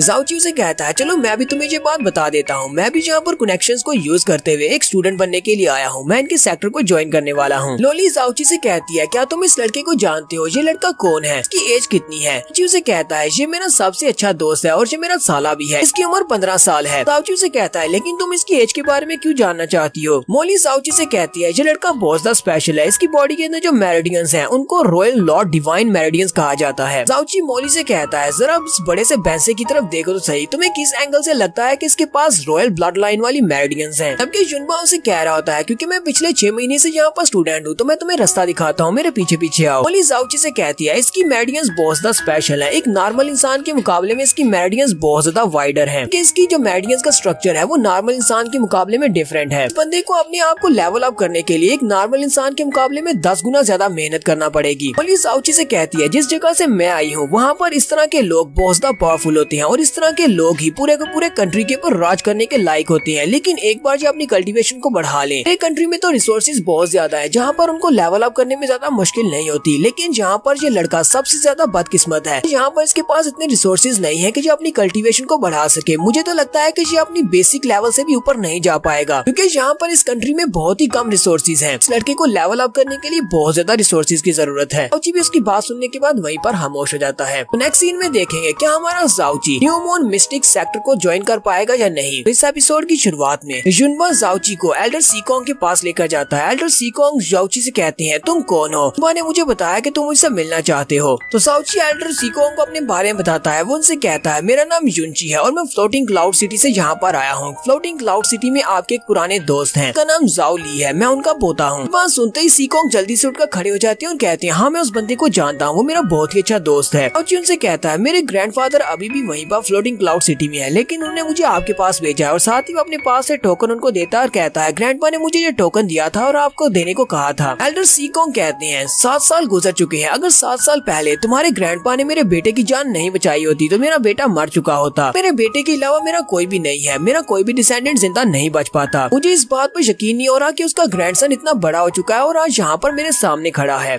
जुनबा साउची से कहता है जीजा जी तुम्हारा नाम तो साउची है, तुमने अपना नाम युनची क्यों बताया है। साउची से कहता है तुम्हें तो पता है कि 6 महीने पहले जाओ फैमिली वालों ने मुझे घर से निकाल दिया था, इसी वजह से मैं जाओ फैमिली का नाम अब अपने नाम के साथ नहीं लगा सकता। मैंने अपना नाम चेंज करके अब अपना नाम युनची रख लिया है। अगली बात मैं तुम्हें बाद में बताऊंगा। सीकोंग से कहते हैं मैंने फ्लोटिंग क्लाउड सिटी के अंदर जो इंसिडेंट हुआ उसके बारे में कुछ सुना है और मुझे लगता है कि तुम्हारी जाओ फैमिली अंधी हो चुकी है जिन्होंने तुम्हारे जैसे टैलेंटेड बच्चे को अपनी फैमिली से बाहर निकाल दिया। तुम वाकई में एक बहुत ज्यादा टैलेंटेड लड़की हो, तुम्हारी उम्र अब इस वक्त अभी सिर्फ 16 साल होगी, तुम इस वक्त अपनी बेसिक राम के फर्स्ट लेवल तक पहुंच चुके हो। मुझे लगता है कि फ्यूचर में तुम्हारी कल्टीवेशन बहुत ज्यादा तेजी से बढ़ने वाली है। तुम अब इस बात से बहुत ज्यादा हैरान हो जाता है और चिल्लाकर कहता है ऐसा कैसे हो सकता है एल्डर, लगता है आपको कोई गलती लगी है। मेरे जीजा जी तो पैदाइश के वक्त से ही टूटी हुई मेरिडियंस के साथ पैदा हुए थे, मैं इनको बचपन से जानता हूँ, इनके पास तो कल्टीवेशन थी ही नहीं, फिर ये अचानक से बेसिक राम पर कैसे पहुँच गए। साउची उसे कहता है ये भी एक लंबी स्टोरी है और ये बात भी सच है कि इस वक्त मैं अपनी बेसिक राम के फर्स्ट लेवल पर हूँ। साउची सीकोंग से कहता है एल्डर सीकोंग आपने मेरी कल्टीवेशन तो देख ली है, क्या आप मुझे अपने सेक्टर में एक डिसाइपल के तौर पर एक्सेप्ट करेंगे। एल्डर सीकोंग से कहते हैं हाँ क्यों नहीं, हम तुम्हें अपना डिसाइपल बनाएंगे लेकिन उससे पहले मुझे तुम्हारी मेरिडियंस को चेक करने दो कि मैं तुम्हारी पोटेंशियल को जान सकूं। वो आगे बढ़ते हैं और उसका हाथ पकड़कर उसकी मेरिडियंस को चेक करते हैं लेकिन साथ ही वो बहुत ज्यादा हैरान हो जाते हैं। एल्डर सीकोंग कहते हैं तुम्हारी बॉडी में इस वक्त पूरी 16 मेरिडियंस एक्टिवेटेड हैं, इस वक्त तुम्हारी उम्र भी 16 साल है, ये तो बहुत ज्यादा शानदार है। साउची उनके सामने झुकते हुए कहता है एल्डर आपका बहुत बहुत शुक्रिया, आप सिर्फ मेरी 16 मेरिडियंस को देखकर बहुत ज्यादा हैरान हो गए हैं लेकिन असल में मेरे पास 16 नहीं बल्कि पूरी की पूरी 54 मेरिडियंस अनलॉक्ड है, मैंने सिर्फ आपको 16 ही शो करवाई है, नहीं आप शॉक की वजह से बेहोश ना हो जाएं। एल्डर सीकोंग उसकी बात सुनते ही बहुत ज्यादा एक्साइटेड हो जाते हैं और साउची से कहते हैं क्या वाकई में तुम श्योर हो कि तुम हमारे न्यू मून मिस्टिक पैलेस को ज्वाइन करना चाहते हो, अपनी कल्टीवेशन तुम्हारे पास है, मैं तुम्हें बिना एंट्रेंस एग्जाम के यहाँ पर एंट्री दिलवा सकता हूँ, तुम्हें सीधा क्लास ए में ट्रांसफर किया जाएगा, तुम यहाँ के क्लास ए के स्टूडेंट बन जाओगे। साउची उनसे कहता है सुनने में तो काफी ज्यादा अच्छा लगता है। तो एल्डर बड़ी स्पीड के साथ भागते हुए जाते हैं, अंदर से जाकर एक टोकन उठाकर लाते हैं, साउची के कंधे पर वो लगा देते हैं और कहते हैं ये तुम्हारा बैच है, इसको कभी मत उतारना, इस बैच का मतलब ये है कि तुम हमारे न्यू मून सेक्टर पैलेस के एक स्टूडेंट हो। साथ ही एल्डर भागते हुए बाहर चले जाते हैं। साउची उनसे कहता है लेकिन मुझे यहाँ पर कोई एंट्रेंस सेरेमनी को पूरा नहीं करना चाहिए। एल्डर सीकोंग से कहते हैं वो सेरेमनी तो बहुत ज्यादा लंबी है, इस वजह से हम लोग उसको स्किप करने वाले हैं, बहुत ही जल्दी यहाँ पर एक बैंक्वेट पार्टी होने वाली है, मैं चाहता हूँ कि उस बैंक्वेट पार्टी में तुम भी आओ। साथ ही एल्डर सीकोंग से बाय बोलकर वहाँ से चले जाते हैं। साउची जुनबा से कहता है ये इतनी जल्दी से यहाँ से क्यों भाग गए, मुझे तो ऐसा लगता है कि जैसे इन्होंने मेरा फायदा उठा लिया, पर मेरे साथ कुछ बुरा हुआ है। जुनबा उसे कहता है नहीं जीजा जी तुम्हारे साथ यहाँ पर कुछ भी बुरा नहीं हुआ, तुम्हारी पोटेंशियल काफी ज्यादा है और वो तुम्हें जल्दी से जल्दी जल्दी अपना डिसाइपल बनाना चाहते थे और इसी वजह से वो जल्दी से यहाँ से भाग गए हैं। तुम कहीं अपना फैसला ना बदल लो, पास भी ज्यादा कल्टीवेशन होती है, बाकी के सेक्टर वाले उस डिसाइपल को छीन लेते हैं। इसी वजह से एल्डर सीकॉन्ग तुम्हें देखकर बहुत ज्यादा खुश है क्योंकि उन्होंने तुम्हें अपना डिसाइपल बना लिया। जाओची उसकी बात सुनने के बाद कहता है तो मुझे लगता है कि यहाँ पर वाकई में उन्होंने मेरा फायदा उठाया है। मोली जाओची से कहती है आखिर तुम कितने दिनों तक यहीं पर इसी सेक्टर में रुकने वाले हो? जाओची कहता है मुझे लगता है कि मुझे कुछ दिनों तक यहीं पर रुकना चाहिए, ये जगह कल्टीवेशन के लिए काफी ज्यादा अच्छी लगती है। तो जुनबा जाओची को अपने साथ लेकर बाहर आ जाता है और बाहर आने के बाद उसे कहता है जीजा जी मुझे ऐसा क्यों कहा कि तुम यहाँ पर कनेक्शंस की मदद से ज्वाइन करने वाले हो जबकि तुम्हारे पास काफी अच्छी पोटेंशियल है, तुम्हारी कल्टीवेशन भी मुझसे ज्यादा बेहतर है। जाओची उसे कहता है मुझे खुद भी इस बारे में नहीं पता था कि मैं इतनी आसानी के साथ यहाँ पर एक्सेप्ट हो जाऊंगा। मुझे ये बताओ कि एल्डर ने एक बैंक्वेट पार्टी के बारे में बताया है, वो बैंक्वेट पार्टी क्या है? जुनबा उसे बताता है वो बैंक्वेट पार्टी हमारे नए लीडर के लिए दी गई है। नया लीडर जब सिलेक्ट किया जाता है तब यहाँ पर एक पार्टी दी जाती है और यहाँ पर बाकी के सारे जितने सेक्टर्स हैं वो भी अपने रिप्रेजेंटेटिव्स को भेजते हैं। लेकिन हर बार जब भी यहाँ पर ये बैंक्वेट पार्टी दी जाती है हर बार हमारे मिस्टिक पैलेस को बहुत ज्यादा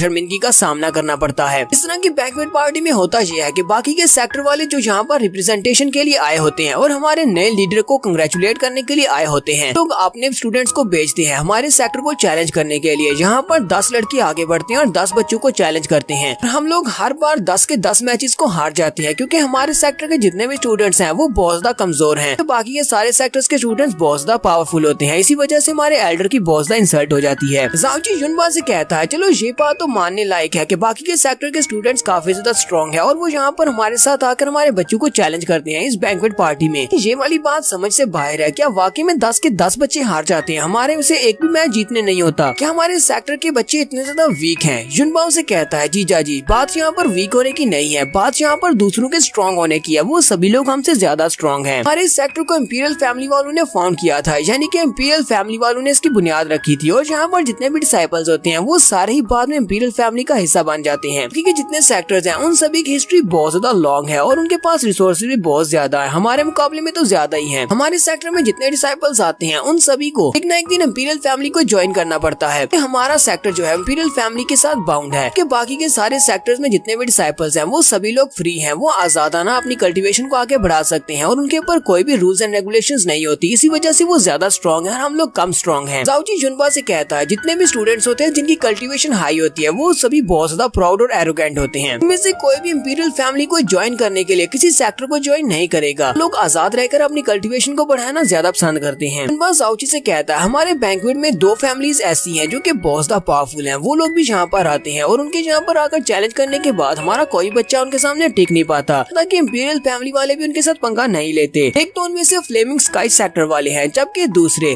जाओ सेक्टर की छोटी ब्रांच से हैं, यानी कि आपके सेक्टर के लोग हैं। जाओची से कहता है ये ब्रांच सेक्टर क्या होता है, मुझे इसके बारे में बताओ। जुनबा जाओची को उनके बारे में बताता है कि मैंने आपको बताया कि वो जाओ सेक्टर की ब्रांच सेक्टर्स हैं, इसका मतलब ये है कि वो सारे ही जाओ सेक्टर के आउटर डिसाइपल्स होते हैं जो कि जाओ सेक्टर के मेन सेक्टर में रहने के लायक नहीं होते। इसी वजह से उन्हें सेक्टर से निकाल दिया जाता है और वो अपनी छोटी ब्रांचेस में रहते हैं। हालांकि वो अपने सेक्टर के लिए बेकार होते हैं, तो वो सभी लोग अपने सेक्टर में रहने के लायक नहीं होते, इसी वजह से उनको निकाला जाता है। लेकिन उनकी ब्रांचेस बहुत ज्यादा पावरफुल है, जितने भी लोगों को वो डिफेक्टेड करके अपने सेक्टर से निकालते हैं वो लोग हमारे न्यू मून पैलेस से ज्यादा स्ट्रॉन्ग हैं। जाओची जुनबा की बात सुनने के बाद सोच रहा होता है, इसने बताया कि साइड ब्रांचेस वाले लोग भी इतने ज्यादा पावरफुल हैं, तो इनकी मेन ब्रांचेस कितनी ज्यादा पावरफुल होंगी। जुनबा काफी ज्यादा खुश होता है और जाओची से कहता है जीजा जी इस बार का बैंक्वेट पिछली बार के बैंक्वेट से काफी ज्यादा अच्छा होने वाला है। पिछली बार 5 साल पहले बैंक्वेट पार्टी में हमारे 10 के 10 स्टूडेंट्स हार गए थे और बहुत ही बुरी तरह से हारे थे, लेकिन इस बार हमारे पास काफी अच्छे स्टूडेंट्स हैं। जाओची उसे कहता है तुम्हारे कहने का क्या मतलब है? क्या हमारे यंगर जनरेशन में बहुत ही टैलेंटेड बच्चे हैं? मुझे ये बताओ कि तुम यहाँ पर किसकी बात कर रहे हो? हमारे पास कोई मौका है आज के मैचेस को जीतने का। तो जुनबा जाओची को सामने की तरफ इशारा करता है और कहता है जरा सामने उस लड़के की तरफ देखो। हालांकि दिखने में वो काफी ज्यादा हटा कटा है लेकिन उसकी उम्र सिर्फ 17 साल है। उसके मसल्स तो देखो, उसके मसल्स काफी ज्यादा मजबूत हैं। इस वक्त वो अपनी बेसिक मिस्टिक स्टेज के 3rd लेवल पर है। जबकि जाओची उस हटे कटे बंदे को देखकर सोच रहा होता है, इसे लगता है कि वो बंदा स्ट्रॉन्ग है, उसके पास सिर्फ मसल्स हैं, इसके अलावा उसके पास कुछ भी नहीं है, वो किसी से फाइट करके जीत नहीं सकता। फिर साथ ही जुनबा उसे कहता है जीजा जी जरा वहाँ पर देखो, वहाँ पर वो लड़का जो कि अपने हाथ में बुक लेकर खड़ा है वो एक मार्शल आर्ट्स की बुक को पढ़ रहा बड़ा है, काफी ज्यादा जीनियस है और इस वक्त वो अपनी कल्टीवेशन में काफी हाई है। उसकी उम्र 18 साल है, अपनी बेसिक मिस्टिक स्टेज के 5th लेवल पर है। उसके पास बहुत सारी नॉलेज है और यही नॉलेज उसकी स्ट्रेंथ बनती है। ज़ाओ ची उसकी बुक की तरफ घूर कर देखता और कहता है, पता नहीं ये लड़का कौन सी मार्शल आर्ट्स की बुक की बात कर रहा है। वो लड़का तो साफ साफ अपने हाथ में एक गंदी नावल लेकर खड़ा है। वो सिर्फ एक ठरकी के अलावा और कुछ भी नहीं है। साथ ही जुनबाओ से कहता है, हमारे इस बार के सबसे ज्यादा टैलेंटेड और जीनियस बच्चे 2 हैं। उनमें से एक का नाम मूरोंग है और दूसरी का नाम ज़ूरो है। स्पेशली ज़ूरो, वो 18 साल की है। वो इस वक्त अपनी बेसिक मिस्टिक स्टेज के 8th लेवल पर है और वो बहुत ज्यादा खूबसूरत भी है। इस वक्त वो हमारे सेक्टर के नंबर 1 जीनियस है। वो ना सिर्फ बहुत ज्यादा खूबसूरत है बल्कि वो बहुत ज्यादा फ्रेंडली भी है। हर किसी के साथ बहुत ही अच्छे से बात करती है। जबकि ज़ाओ ची जुनबा की बात सुनने के बाद सोच रहा होता है, तो उस गंदी नावल पढ़ने वाले लड़के को कहा कि वो बहुत ज्यादा नॉलेजेबल है और मार्शल आर्ट्स की बुक पढ़ रहा है। अगर मैं इसकी बात पढ़ रहा हूँ तो फिर तो वो लड़की खूबसूरत हो ही नहीं सकती, वो बहुत ज्यादा अगली होगी। तो वक्त ज़ूरो भी वहाँ पर आ जाती है। वो उनसे कहती है, तुम लोग यहाँ पर किसके बारे में बात कर रहे हो? और ज़ूरो बहुत ज्यादा खूबसूरत होती है। जो उसकी तरफ देखता और कहता है, इसने कहा था कि ये खूबसूरत है। ये लड़की तो वाकई में बहुत ज्यादा खूबसूरत है। जुनबा उन दोनों से कहता है, मूरोंग, ज़ूरो, तुम दोनों यहाँ पर क्या कर रहे हो? ज़ूरो से कहती है, हम लोग हर मेडिसिनल हॉल की तरफ जा रहे हैं ताकि हम लोग वहाँ से अपने लिए कुछ मेडिसिन को चूज कर सकें, कुछ जड़ी बूटियाँ ला सकें। फिर साथ ही वो ज़ाओ ची के बारे में उससे पूछते हैं कि ये लड़का कौन है। ज़ाओ ची ने अपने बारे में बताता है, मेरा नाम युनची है और मैं इस सेक्टर में नया हूँ। यहीं पर जुनबा आगे बढ़ता है और ज़ाओ ची की तारीफ करते हुए कहता है, ये मेरा जीजा है, इसने आज ही हमारे सेक्टर को ज्वाइन किया और ये हमारी क्लास में है। ज़ूरो ज़ाओ ची से कहती है, मैंने तो सोचा भी नहीं था कि इतना हैंडसम लड़का हमारी क्लास को ज्वाइन करेगा। हमारी क्लास की सारी लड़कियां तो इसके लिए पागल हो जाएंगी। फिर साथ ही ज़ूरो हमारे ज़ाओ ची से कहती है, अब ये भी तुम्हारे इस छोटे दोस्त ने कहा कि तुम इसके जीजा जी हो, क्या तुम्हारी शादी हो चुकी है? ज़ाओ ची जैसी वहाँ पर उसको कुछ बताने लगता है, जुनबा आगे बढ़ता है और उसे कहता, हाँ इसकी शादी हो चुकी है, ये मेरा जीजा जी है क्योंकि इसकी मेरी बहन के साथ शादी हुई है। इसकी उम्र सिर्फ 16 साल है, लेकिन 6 महीने पहले इसकी और मेरी बहन की शादी हुई थी। ज़ूरो से कहती है, तुम्हारी उम्र सिर्फ 16 साल है और तुम्हारी शादी भी हो चुकी है, लगता है कि तुम्हारी दुल्हन बहुत ज्यादा खूबसूरत होगी। मैं उसे कहता, हाँ वो बहुत ज्यादा खूबसूरत है क्योंकि वो मेरी बहन है, इसलिए वो बहुत ज्यादा खूबसूरत है। हमारा ज़ाओ ची जहाँ पर लड़की बिठाने की कोशिश कर रहा था और जुनबा ने उसके सारे के सारे प्लान के ऊपर पानी फेर दिया। तो लास्ट एपिसोड के एंड पे हमने देखा था ज़ाओ ची ज़ूरो की तारीफ कर रहा होता है, लेकिन उसका साला जुनबा भी वहीं पर होता है। जुनबा उसे उन सभी के सामने जीजा जी कह देता है, जिससे यूरो से कहती है, क्या तुम शादीशुदा हो? लेकिन तुम्हारी उम्र देखकर तो नहीं लगता। जुनबा उसे कहता है, इसकी उम्र सिर्फ 16 साल है और इसकी मेरी बहन के साथ शादी हुई है और मेरी बहन बहुत ज्यादा खूबसूरत है। तो यहाँ पर ज़ाओ ची का ये प्लान फेल हो जाता है क्योंकि वो उस लड़की ज़ूरो के ऊपर लाइन मारने की कोशिश कर रहा होता है। यहाँ पर बात को संभालने के लिए कहता है, अच्छा ठीक है, मेरी शादी के बारे में बस बहुत बातें हो गई, अब मैं तुम्हारे बारे में कुछ बात करता हूँ। ज़ाओ ची उसे कहता है, तुम्हें देखकर तो लगता है कि तुम इस इलाके की नहीं हो, तुम यहाँ की नहीं रहने वाली। ज़ूरो भी काफी ज्यादा हैरान होती है और कहती है, तुम्हें इस बारे में कैसे पता चला? ज़ाओ ची उसे कहता है, क्योंकि इस वक्त हम लोग न्यू मून किंगडम में है और न्यू मून सिटी का जो वेदर है वो बहुत ज्यादा खराब है और यहाँ का एटमॉस्फेयर भी ऐसा नहीं है कि तुम्हारे जैसी खूबसूरत स्किन वाली लड़की को यहाँ पर डेवलप किया जा सके। जैसी खूबसूरत लड़की शहर की हो ही नहीं सकती, तुम किसी बाहर वाले शहर से यहाँ पर आई हो। ज़ूरो भी उसकी बातें सुनने के बाद शर्माते हुए साथ ही काफी ज्यादा खुश भी होती है और उसे कहती है, ब्रदर युनची, तुम ना सिर्फ हैंडसम हो बल्कि तुम्हारी बातें भी बहुत ज्यादा अच्छी है, तुम्हें तो बहुत ही अच्छे से मीठी मीठी बातें करना आती है, तुम बहुत ज्यादा प्यारे हो। लेकिन ये तो बड़ी अफसोस की बात है कि तुम पहले से शादीशुदा हो। अगर तुम यहाँ पर पहले से शादीशुदा नहीं होते तो मैं तुम्हारे बारे में सोच सकती थी। और साथ ही वो हंसना शुरू कर देती है, जबकि उसके साथ जो लड़का खड़ा होता है वो इसकी वजह से काफी ज्यादा जेलस होता है। ज़ाओ ची ज़ूरो से कहता है, तुम्हें परेशान होने की जरूरत नहीं है, मेरी वाइफ के साथ मेरी बात हो चुकी है, मेरी वाइफ ने मुझे इजाजत दी हुई है, मैं अपने लिए जितनी चाहे उतनी वाइफ रख सकता हूँ, इसलिए उसे मुझसे कोई भी मसला नहीं होगा। ज़ूरो ज़ाओ ची से कहती है, अच्छा ठीक है, मुझे एक जरूरी काम करने के लिए जाना है, तुमसे मैं बाद में बात करूंगी, तुम वाकई में बहुत ज्यादा इंटरेस्टिंग हो, तुमसे क्लास में मिलूंगी। जबकि हमारा ज़ाओ ची भी काफी ज्यादा एक्साइटेड होता है और पीछे से उसे बाय बोल रहा होता है। फिर साथ ही ज़ाओ ची सोच रहा होता है, ये लड़की वाकई में बहुत ज्यादा रिफाइन है, के अंदर एरोगेंस तो बिल्कुल भी नहीं है, सभी के साथ ये फ्रेंडली है और ऊपर से ये बहुत ज्यादा खूबसूरत है, इस लड़की को रेजिस्ट करना काफी ज्यादा मुश्किल है। ज़ाओ ची अभी इस लड़की के बारे में सोच रहा होता है कि उसी वक्त मूरोंग उसके कंधे पे हाथ रखता है और उसे कहता है, लगता है कि तुम्हें अपने स्टेटस के बारे में कुछ भी नहीं पता, पहले तुम्हें अपनी औकात देखनी चाहिए, उसके बाद अपने पाँव फैलाने चाहिए। मैं तुम्हें एक बात अच्छे से समझा दूं, यहाँ पर इस अकेडमी में कुछ ऐसे लोग हैं जिनसे बात करने के लायक तुम बिल्कुल भी नहीं हो। तो ज़ाओ ची उसकी बात सुनने के बाद कहता है, बिग ब्रदर, मुझे लगता है कि यहाँ पर तुम अपने स्टेटस को लेकर क्लियर नहीं हो, तुम्हें अपनी औकात पता होनी चाहिए, मैंने तो उस लड़की के साथ सिर्फ कुछ बातें ही की हैं, इस सब से तुम्हें क्या मसला हो सकता है? मूरोंग गुस्से के साथ घूरकर उसकी तरफ देखता और कहता, अब तुम्हारी इस बात का क्या मतलब है? मुझे यहाँ पर अपने स्टेटस के बारे में क्लियरेंस नहीं है। ज़ाओ ची उसे कहता है, क्या तुमने इस लड़की को देखा नहीं? ज़ूरो जब यहाँ से जा रही थी तो उसने तुम्हारी तरफ देखा भी नहीं और वो चुपचाप यहाँ से चली गई। तुम्हें लगता है कि तुम दोनों के दरमियान में कुछ है तो वो कम से कम तुम्हारी तरफ देखती या फिर तुम्हें अपने साथ लेकर यहाँ से जाती। मुझे तो ऐसा लगता है कि उस लड़की को तुम्हारी जरा भी परवाह नहीं है, लेकिन तुम यहाँ पर उस लड़की की वजह से मुझ मुझसे जेलस हो रहे हो, तो मतलब तो यह है कि तुम्हें अपनी औकात के बारे में पता ही नहीं है। तो मूरोंग गुस्से के साथ जाओची से कहता है, तुम मेरी एक बात को याद रखना, ज़ूरो से दूर रहना, वो तुम्हारी वाली नहीं है। मैं तुम्हें दूसरी बार ये बात नहीं कहूंगा। और साथ ही वो भी गुस्से के साथ पीछे की तरफ मुड़ जाता है। उसे कहता है, मेरे पास बहुत सारे तरीके हैं तुम्हें इस न्यू मून अकेडमी से बाहर निकलवाने के, इसलिए बस एहतियात करना, देखती जाओ क्या होता है। मूरोंग के वहाँ से चले जाने के बाद जुनबा जाओची को बताता है कि ये बंदा बहुत ज्यादा एरोगेंट है और इसका एटीट्यूड आसमान पर है, क्योंकि इसका फादर सिटी का गवर्नर है। जीजा जी, आपको इस लड़के से बहुत ज्यादा संभल कर रहना होगा, क्योंकि ये बहुत ही तंग दिमाग का लड़का है। ये आपके साथ कुछ भी कर सकता है, हो सकता है ये आपको अकेडमी से निकलवाने की कोशिश करे। जाओची उसे कहता है, अच्छा तो ऐसी बात है कि ये यहाँ के गवर्नर का बेटा है, अच्छा ठीक है, इन बातों को छोड़ो। फिर साथ ही वो उसे कहता है, जुनबा मुझे तुमसे किसी बारे में बात करनी है और ये बात बहुत ज्यादा सीरियस है, इस बात को ध्यान से सुनो। और जाओची बड़े सीरियस अंदाज के साथ उसे कहता है, आज के पास स्कूल के अंदर तुम मुझे अपना जीजा जी नहीं कहोगे। जुनबा भी इस बात से काफी ज्यादा हैरान होता है। तो उसका जीजा जी उसे कहता है, यहाँ पर न्यू मून अकेडमी में बहुत सारी खूबसूरत लड़कियां हैं, अगर तुम मुझे सभी लड़कियों के सामने जीजा जी कहते रहोगे तो उनमें से कोई भी लड़की को मैं पटा नहीं पाऊंगा, कि कोई भी लड़की शादीशुदा लड़के के साथ हुकअप नहीं करना चाहेगी। जुनबा चिल्लाकर उसे कहता है, अगर तुम यहाँ पर किसी और लड़के को पटाने की कोशिश करोगे तो फिर मेरी बहन का क्या होगा? क्या तुम मेरी बहन को धोखा देना चाहते हो? मुझे नहीं लगता कि ये करना ठीक रहेगा। जाओची उसे कहता है, तुम इतना परेशान क्यों हो रहे हो? तुम्हारी बहन से मेरी इस बारे में बात हो चुकी है, तुम्हारी बहन को इस बात से कोई मसला नहीं है। उसने कहा था कि मैं अपने लिए जितनी चाहे उतनी लड़कियां पटा सकता हूँ। साथ ही जाओची उसे कहता है, तुम्हारी सिस्टर इस वक्त फ्रोस्ट पैलेस में जाकर ट्रेनिंग कर रही है और मैं इस बारे में बिल्कुल भी श्योर नहीं हूँ कि हम दोनों वापस दोबारा कभी मिल पाएंगे या नहीं। चलो मैं यहाँ पर तुम्हें मर्दों वाली एक बात बताता हूँ, इस दुनिया में जितने भी मर्द होते हैं उन सभी के सिर्फ दो ही ड्रीम्स होते हैं, उनके दो सपने होते हैं। तो इस पूरी दुनिया के ऊपर राज करना, दूसरा पूरी दुनिया की औरतों के ऊपर राज करना। दुनिया के ऊपर राज करना ये तो हर एक का सपना होता है। इससे पता चलता है कि हम मर्द कितने ज्यादा स्ट्रॉन्ग हैं, इस पूरी दुनिया के ऊपर हुकूमत करने की ताकत रखते हैं, जबकि औरतों के ऊपर डोमिनेशन का मतलब ये है कि हम उनके साथ अच्छी मेमोरीज क्रिएट करें। जब भी हम दुखी होंगे तो हम किसी औरत के साथ अच्छे पल बिताए हुए याद करेंगे तो हम हैप्पी हो जाएंगे। जुनबा उसे कहता है, तो जीजा जी, अगर मैं तुम्हें जीजा जी नहीं कहूंगा तो फिर मैं तुम्हें क्या कहा करूंगा? जाओची उसे कहता है, तुम मुझे बॉस कह सकते हो, ब्रो कह सकते हो, या फिर ब्रो यून कह सकते हो, कोई भी नाम चलेगा, बस मुझे जीजा जी मत कहना। जुनबा उसे कहता है, ठीक है, आज के बाद मैं तुम्हें जीजा जी नहीं कहूंगा, बल्कि मैं तुम्हें बॉस कहूंगा, जीजा जी। और साथ ही वो फिर से जीजा जी कह देता है।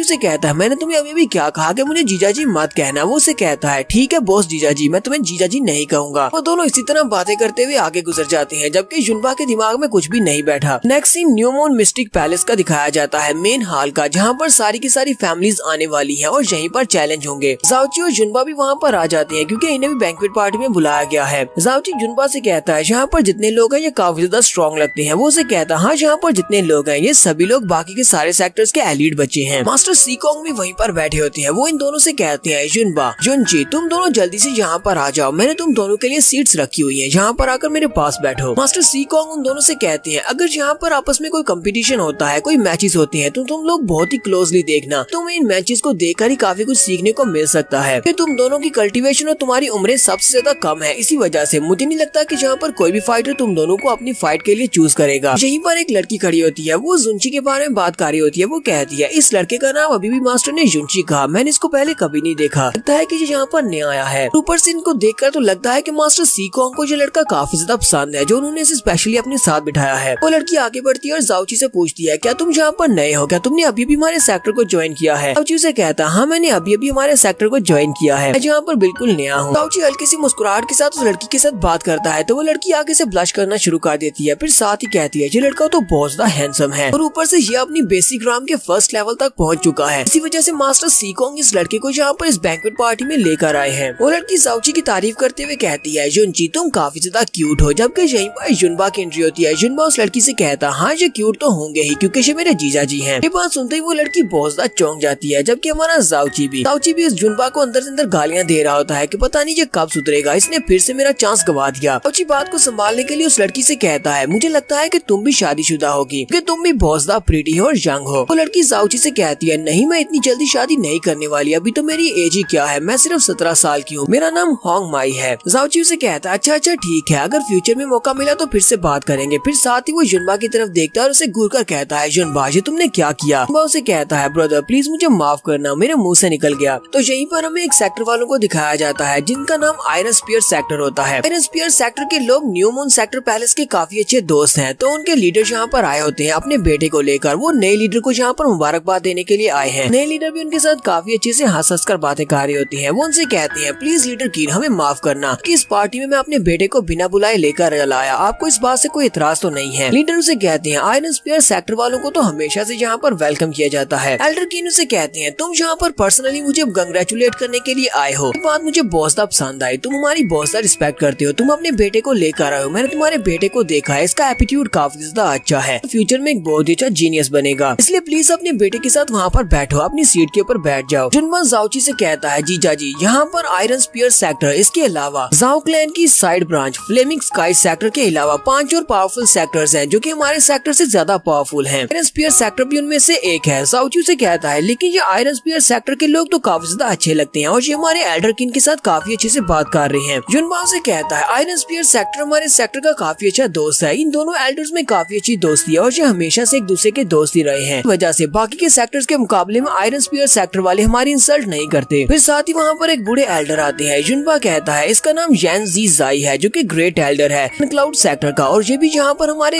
एल्डर किन को कंग्रेचुलेट करने के लिए आया है। वहाँ पर आहिस्ता आहिस्ता करते हुए बहुत सारे सेक्टर्स के लीडर्स आते हैं जो कि एल्डर किन को यहाँ पर कंग्रेचुलेट करने के लिए आए हैं। और फिर नेक्स्ट में यहाँ पर जाओ क्लैन की साइड ब्रांच से जाओ लूचेंग आता है, वो भी यहाँ पर एल्डर किन को कंग्रेचुलेट करने के लिए आया है। जाओ लूचेंग वहाँ पर आता है। सभी लोग कहते हैं ये तो जाओ लूचेंग है जो कि जाओ क्लैन की साइड ब्रांच से है। सभी लोग कहते हैं कि ये बहुत ज्यादा स्ट्रॉन्ग है। जुनबा भी उसकी बहुत सारी तारीफें करता है। जाओची से कहता है मुझे यकीन नहीं होता कि ये बंदा वाकई में यहाँ पर खड़ा है, ये बहुत ज्यादा पावरफुल है। हालांकि इसको जाओ क्लैन की साइड ब्रांच में नंबर 1 कहा जाता है। हालांकि इसकी उम्र भी सिर्फ 16 साल है, लेकिन ये अपने बेसिक राम के 10th लेवल तक पहुँच चुका है और बहुत ही जल्दी अपने ट्रू राम में पहुँचने वाला है। तो जाओची जुनबा की बात सुनने के बाद सोच रहा होता है इसकी उम्र 16 साल है और ये अपने 10वें लेवल पर है, इसका मतलब ये बहुत ज्यादा स्ट्रॉन्ग हो सकता है। इसी वजह से ज़ोरू काफी ज्यादा परेशान लग रही है क्योंकि उसकी उम्र के ग्रुप में यही वो लड़का है जिससे उसकी फाइट हो सकती है, लेकिन वो भी इससे फाइट नहीं जीत पाएगी। पूरा क्योंकि यहाँ पर हमारे स्कूल की नंबर 1 स्टूडेंट है, दोनों नंबर 1 आपस में भिड़ेंगे तो कौन जीतेगा। इसी वजह से ज़ोरू काफी ज्यादा परेशान लगती है। तो यहाँ पर हम लोग अपनी एपिसोड 25 का एंड करेंगे। नेक्स्ट एपिसोड में हम लोग यहाँ पर चैलेंजेस को स्टार्ट करेंगे क्योंकि यहाँ पर ये सभी लोग एक दूसरे को चैलेंज करेंगे और फाइट्स करेंगे। लास्ट एपिसोड के एंड पे हमने देखा था जाओची जुनबा दोनों ही बैंक्वेट हॉल में चले जाते हैं जबकि बाकी की सारी फैमिलीज के लोग भी वहाँ पर आ जाते हैं। एल्डर किन को न्यू पैलेस अकेडमी का नया लीडर बनने पर मुबारकबाद देने के लिए आते हैं। तो इस एपिसोड की शुरुआत में एल्डर किन अपने जाम को उठाते हैं और बाकी के सभी लोगों से कहते हैं तुम सभी लोग भी जल्दी से अपना अपना जाम उठाओ, मेरे यहाँ पर नया लीडर बनने की खुशी में सभी लोग यहाँ पर इकट्ठे हुए मुझे यहाँ पर मुबारकबाद देने के लिए, तो सभी लोग जल्दी से अपना जाम उठाओ और पी जाओ। वो सभी लोग यहाँ पर ऊपर से तो एल्डर किन की काफी ज्यादा रिस्पेक्ट कर रहे होते हैं, लेकिन अंदर से वो सभी लोग न्यू मून पैलेस वालों को भी नहीं समझते क्योंकि ये वाला सेक्टर बाकी के सभी सेक्टर से काफी ज्यादा वीक है। और जो एलीट डिसाइपल्स आए होते हैं बाकी के सेक्टर्स के, वो आपस में बातें कर रहे होते हैं कि इनमें से कौन वाले बच्चे को तुम इस बार एक्सेप्ट करने वाले हो, यानी कि चैलेंज के लिए तुम लोग यहाँ पर चूज करने वाले हो। उनमें से कुछ कहते हैं कि हमें यहाँ पर क्या फर्क पड़ता है, जिसको मर्जी चूज कर ले, ये सारे के सारे हैं ही बहुत ज्यादा कमजोर। जबकि उनमें से एक कहता है मेरी एज ग्रुप के लड़कों में से तो कोई भी यहाँ पर ऐसा नहीं है जो मुझसे फाइट करने के लायक हो। यहाँ पर ये लोग अपनी एज के ग्रुप के लड़कों के साथ फाइट करेंगे, अगर अपने से बड़े से फाइट करेंगे तो ये उनके लिए डिसरिस्पेक्टफुल होगा। जबकि उनमें से कोई तो ये भी कह रहा होता है कि इनमें से अगर जहाँ पर कोई फाइट होती है तो किसी को भी छोड़ना मत, बस इनकी मेडियंस को बर्बाद कर देना ताकि ये दोबारा से कल्टीवेट ना कर सकें। ज़ोरू काफी ज्यादा परेशान होती है। ज़ोरू कहती है यहाँ पर सबसे ज्यादा स्ट्रॉन्ग मैं ही हूँ अपने न्यू मून पैलेस में से। यहाँ पर जितने भी बच्चे आए हैं वो सभी के सभी एलीट डिसाइपल्स हैं, ये सभी के सभी यहाँ पर तैयारी करके आए हैं। अगर मैं इनमें से किसी को हरा भी देती हूँ तो बाकियों को हराना काफी ज्यादा मुश्किल होगा। ज़ोरू कहती है अगर मैं अपनी एज ग्रुप के किसी लड़के को या फिर किसी भी फाइटर को हरा देती हूँ कोई भी फर्क नहीं पड़ेगा, सिर्फ मैं ही अकेली हूँ जो यहाँ पर कोई फाइट को जीत पाएगी कि हमारे बाकी के 9 लड़के यहाँ पर हार जाएंगे। लगता है कि 5 साल पहले हमारे न्यू मून पैलेस के साथ जो कुछ भी हुआ था वो फिर से होने वाला है। साल पहले हमें बहुत ही बुरी हार का सामना करना पड़ा था। मोली जाओची से कहती है यहाँ का एटमॉस्फेयर तो काफी ज्यादा गर्म होता जा रहा है, मुझे लगता है कि मुझे यहाँ पर एक बहुत ही अच्छा शो देखने को मिल सकता है। जाओची से कहता हाँ तुमने बिल्कुल ठीक कहा, हमारे सेक्टर के डिसाइपल्स बहुत ज्यादा वियर्ड बिहेव कर रहे हैं। सभी को देखो तो जरा किस तरह हमने सर झुकाकर खड़े हैं, जैसे कि इन सभी को पहले से पता है कि ये यहाँ पर इस फाइट को जीत नहीं पाएंगे। मोली जाओची से कहती है यहाँ पर सेम एज ग्रुप के जितने भी लड़के हैं वो सभी के सभी बाकी के बड़े 7 सेक्टर्स के लड़कों के मुकाबले में उसे 3 लेवल्स के हिसाब से लो लेवल पर है, यानी कि इनकी कल्टीवेशन बहुत ज्यादा लो है। तो यहाँ पर इनका आपस में चैलेंज से फाइट होती भी है तो इनमें से कोई भी जीत नहीं पाएगा, इसी वजह से ये बहुत ज्यादा घबराए हुए हैं। जाओची उसे कहता है ये तो काफी बड़ा गैप है, अगर किसी का लेवल हमसे आधे लेवल के हिसाब से अप हो या फिर 1 लेवल के हिसाब से अप हो तो फिर तो हमारे जीतने के काफी सारे चांसेस होते हैं, लेकिन अगर किसी का लेवल हमसे 2 से 3 लेवल के हिसाब से अप हो तो फिर तो जीतने के कोई चांसेस नहीं है। मोली जाओची से कहती है